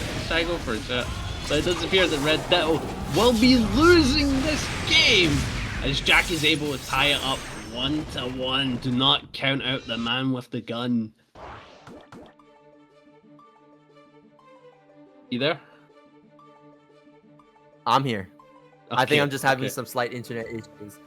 But no, I think we're good. It's the mic again. It's still your internet. Trust me. It's just the mic. It's like I appreciate it though. It is awesome. I love the hype. I love the energy. I gotta do something. I know that this is outside your normal sleep schedule, but here you go. 1-1. And like he said, between Jack and RedDitto. Should be right on purpose. Just want to get that curve right on top of him. Ooh, nice. Nice. Able to get a solid hit here off of the 5H, but unfortunately not going to be able to do anything. Has to play it cool. And Jack able to get back full focus. That's one of the strongest supers in the game. For that focus, able to just take it back to full and able to do whatever you want with the gun. But unfortunately, not going to be able to do anything as Ditto is defending very well until the cross up. Ooh. Ouch. Almost caught that backdash, but backdash at the perfect time on that roll to prevent Jack from actually getting a real punish on it. 5A jumping over the curse, negative penalty there for Jack. Almost, we're in that danger state. We don't have any bullets left. This definitely is a danger state for Jack, but not if we find that final hit there on RedDitto, and confirming it with the red RC as well. Jack in the driver's seat once again. Aye, nice. Able to get a solid pickup off the Goomba Stomps. And what is awesome about this for Jack and RedDitto is that this is more experience for when they eventually have to match up on the big stages again, you know what I mean? We got something massive coming up for sure. And now Jack is able to try and steal back the lead, but Burst comes into play, and Ditto has to figure out what to do, and you're gonna get clipped, and that is 2-1 to Jack. He's run it back. Run it back. Alright, RedDitto fans, deal yourselves, because we might have a reset on our hands. It looks like we are getting to that point, y'all. Yeah, I wonder what the predictions look like. What have you guys been betting on? I need to see this. I'm so curious. Alright, so the prediction... Wow! Oh, that is mental. It's neck and neck. 50% to 50%. Both for you. Not both for yous. A bunch of yous thought that this was a coin flip. This was a coin flip set, but if you look at the votes, it's 28-10. But you know, those 10 people putting in massive stakes. So something to think about. Tied up. Yeah, Sartos and Jack wasn't able to get out far enough to avoid that explosion, but Jack still able to steal the corner away from RedDitto without the sword to protect himself. RedDitto just has to take that beating. No meter as well, but should be getting a little bit of meter here. A little bit of that refunded as we got sent to the wall, but Jack is definitely the one that's going to be making it big on these tax returns. Getting 50 meter to use immediately if we can find a combo. I mean, one combo into a Deus Ex Machina, or just one combo into a concentration super like that means we can keep firing at all cylinders at all times. Yeah, good left side, able to get the hit. Jack, my goodness, able to be a tournament reset point. Keep this in mind that Jack has been playing straight from loser side since top 8. So despite the fact that he is one of the kings of TNS, he's the underdog right now. That's what you gotta give. He's the underdog. Oh, doesn't kill. I think if we went for the Calvados, it might have been able to. Not sure though. Still though, I think we're just going to look for, yeah, just one hit here. Just like trying to chip him out would have been enough. Let's just go to the next round here. Jack still is on reset point, and RedDitto right now is trying to deny that. Jack is going to start snowballing though, as we're going to be getting our first wall break of this round. Positive bonus. Oh, this is the second wall break. Better have your passport on you. We are going to China, y'all. Damn, bro. We are going across the globe. RedDitto trying to find that return flight, but the return flight has been canceled. This is a reset, y'all. Jack has brought us back to a 0-0, pulling RedDitto from the winner side of the bracket down to losers with him. We are neck and neck even. Wow. My goodness. We went from a set where we're in the mindset, well, at least me, I was in the mindset of like, RedDitto's going to win this. It's going to be tight though. I'm thinking like 3-1, 3-2 RedDitto. And it's a complete swap of what I thought it was. Jack takes it 3-1. And now, it's almost as if that set didn't happen. We're 0-0 apiece on the reset. And this is exactly what you want to see. You want to see a big development happen. And there's going to be so much back and forth knowledge exchange. But RedDitto, again, in the back end. The momentum is accumulating for Jack as well. I mean, the positive bonus like that YRC into BRC is a dastardly combination there for RedDitto to have to deal with on defense, and Jack getting the first round of the reset just like that. Jack, let's see what this next round start is going to be. If we win it, that's going to be instantaneous wall break, instantaneous positive bonus, and suddenly things are going to be swinging back to Jack's favorite dead again. And RedDitto knowing exactly that, opted to burst early on in the combo, but going to get hit one more time, sent to the wall. Jack not going to wall break on that one. Don't even have concentration to keep firing the gun willy-nilly. RedDitto is trying to push that aggression as much as possible. Great spacing from Jack though with that 5K, punishing the use of that far slash from afar. And Jack now finding that Deus Ex Machina to break the wall and start that positive bonus snowball. Yeah, as the pressure continues on, we're going to go for the big focus. 2K confirmed. And RedDitto gets burst all too late as Jack goes up 1-0. Looking confident. Hasn't dropped a game since the first one. I want you to keep in mind that is 4 wins in a row right now. 4. Yeah, things are looking dire here for RedDitto. RedDitto was looking fantastic at the start of this set, but Jack really is locking in, lasering in. And I know that Jack for sure has been practicing against Ramlethal in preparation of playing against RedDitto, and we're seeing the culmination of that appear right here as Jack is trying to best one of his bracket demons, and Jack is off to another fantastic start in game number 2. First coming out from RedDitto early on, 6P prevents RedDitto from trying to poke further. Mondo bringing Jack a little bit closer, but Jack immediately backing up, letting him set up that curse yet again and set up this wall break. Oh yeah, that is a decent chunk. And out Jack back on the attack. Oh, but the back throw. RedDitto getting a throw there. I'm assuming they were thinking Jack was going to go for throw. It beats the burst. Needed for that one. Oh my god. Yo, RedDitto with a massive strike in double bait is probably starting to feel the confidence strike right back, and there we go, that's death! RedDitto taking a round, and now Jack probably going to have to be a bit more patient here after that, because we're seeing that the comeback is happening, and if you let RedDitto take the pace, it could be the end of your run. Yeah, and that could have been the end of RedDitto's run as well if you didn't burst towards to that combo. You do not want to give Jack these resources when he is already struggling to keep them topped up. And I am cursing RedDitto right now, guys. I'm sorry.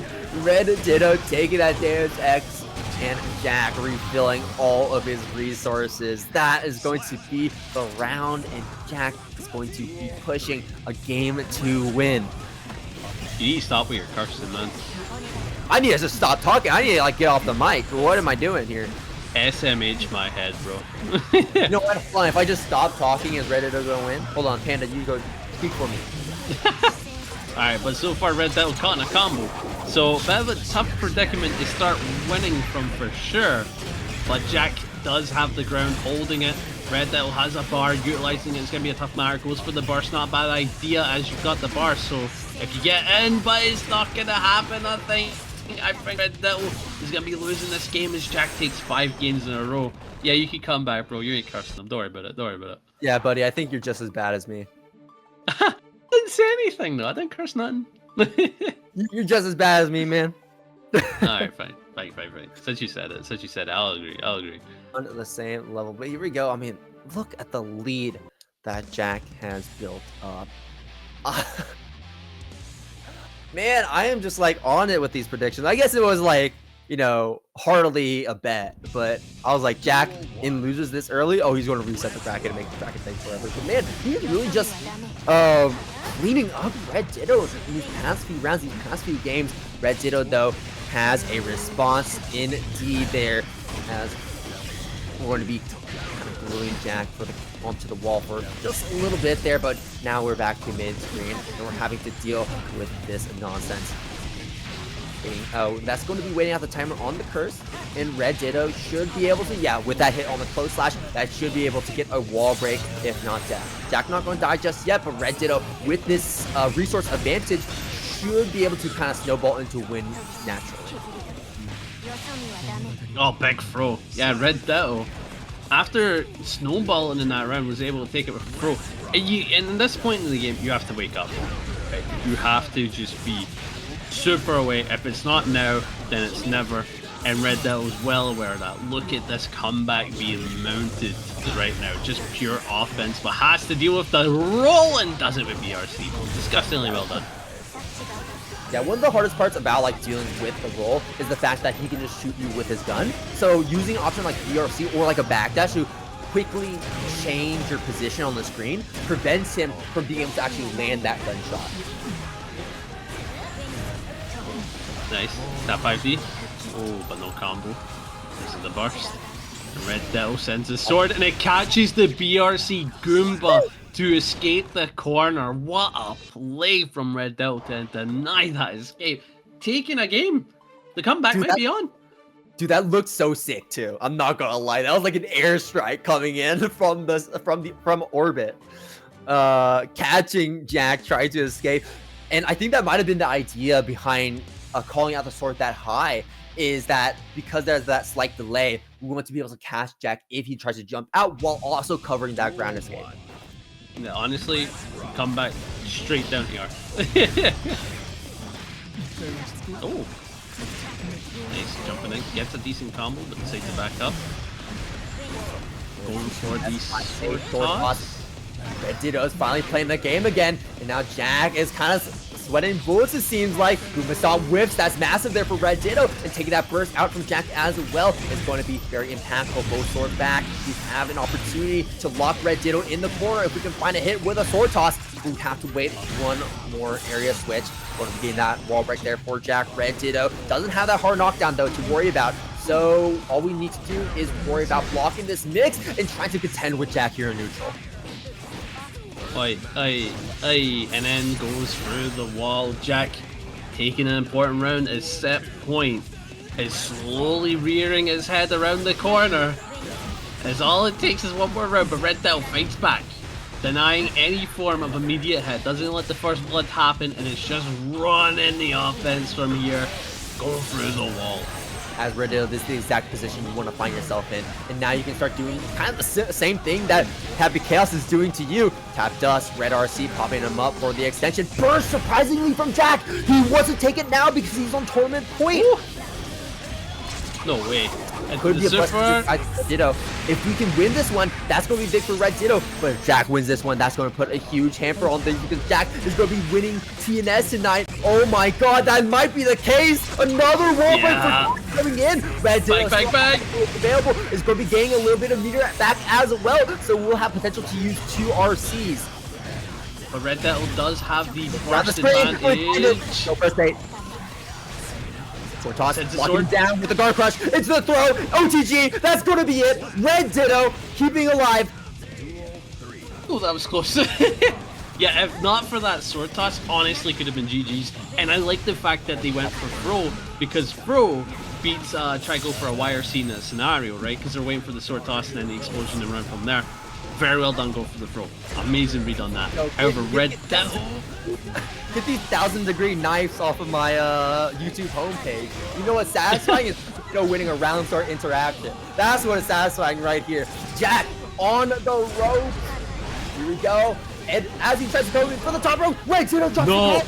RedDitto drops the combo. But with a single tap dust, we opened up Jack to put us onto game 5. Things were looking so dire. Jack taking 2 games in a row. RedDitto barely having any opportunity to interact. But I think RedDitto just setting us up for the hypest setup possible with this reverse 3-0. One more game to go, and RedDitto has it. Chat, I hope that you are locked in because this is going to be the final game of the set. Final game of Tampa Never Sleeps tonight here for Guilty Gear Strive. Brother gets it. Brother gets it. Another thing to know, I want to follow up on your joke from this game, but like I completely forgot it. I flipped it. It is gone. But final match of the set. Will it go down to a final round? I am hoping for such an outcome. But good denial in Tap 5. Yeah, that 2D counter hit on the Dust attempt was massive there for RedDitto, stopping that momentum there from Jack. PRC, though, is going to catch RedDitto as he tries to escape the corner. That JP kind of was a double-edged sword there for RedDitto. Would have worked if Jack jumped up into the air, but ended up hurting him a little bit. But RedDitto still winning that scramble and now eating us up in this round. Curse active in with a gunshot weakly for the board. Managed to land on Jack. That is truly unfortunate here for RedDitto, and Jack is going to get guaranteed wall break. However, on the positive, oh yeah, I was about to say you do have the meter for the defense, but the roll, able to snuff the super in the time, and very well done from Jack. And now RedDitto facing loss and set point, tournament point, is staring us in the eyes for Jack, but it's all about trying to capitalize and get there. Yeah, that 2K and the far slash whipping was super bad for RedDitto. Jack dancing around all these combos from RedDitto, dancing around all of his best pokes. First, still a factor. Oh, we got open up low. Attempting for a burst bait with that PRC, and the burst finally coming out from RedDitto. There's the cross-up that Jack needs to win. And that's what we said. RedDitto through the wall as we pop that Deus Ex Machina. Jack is your Tampa Never Sleeps Guilty Gear Strive champion.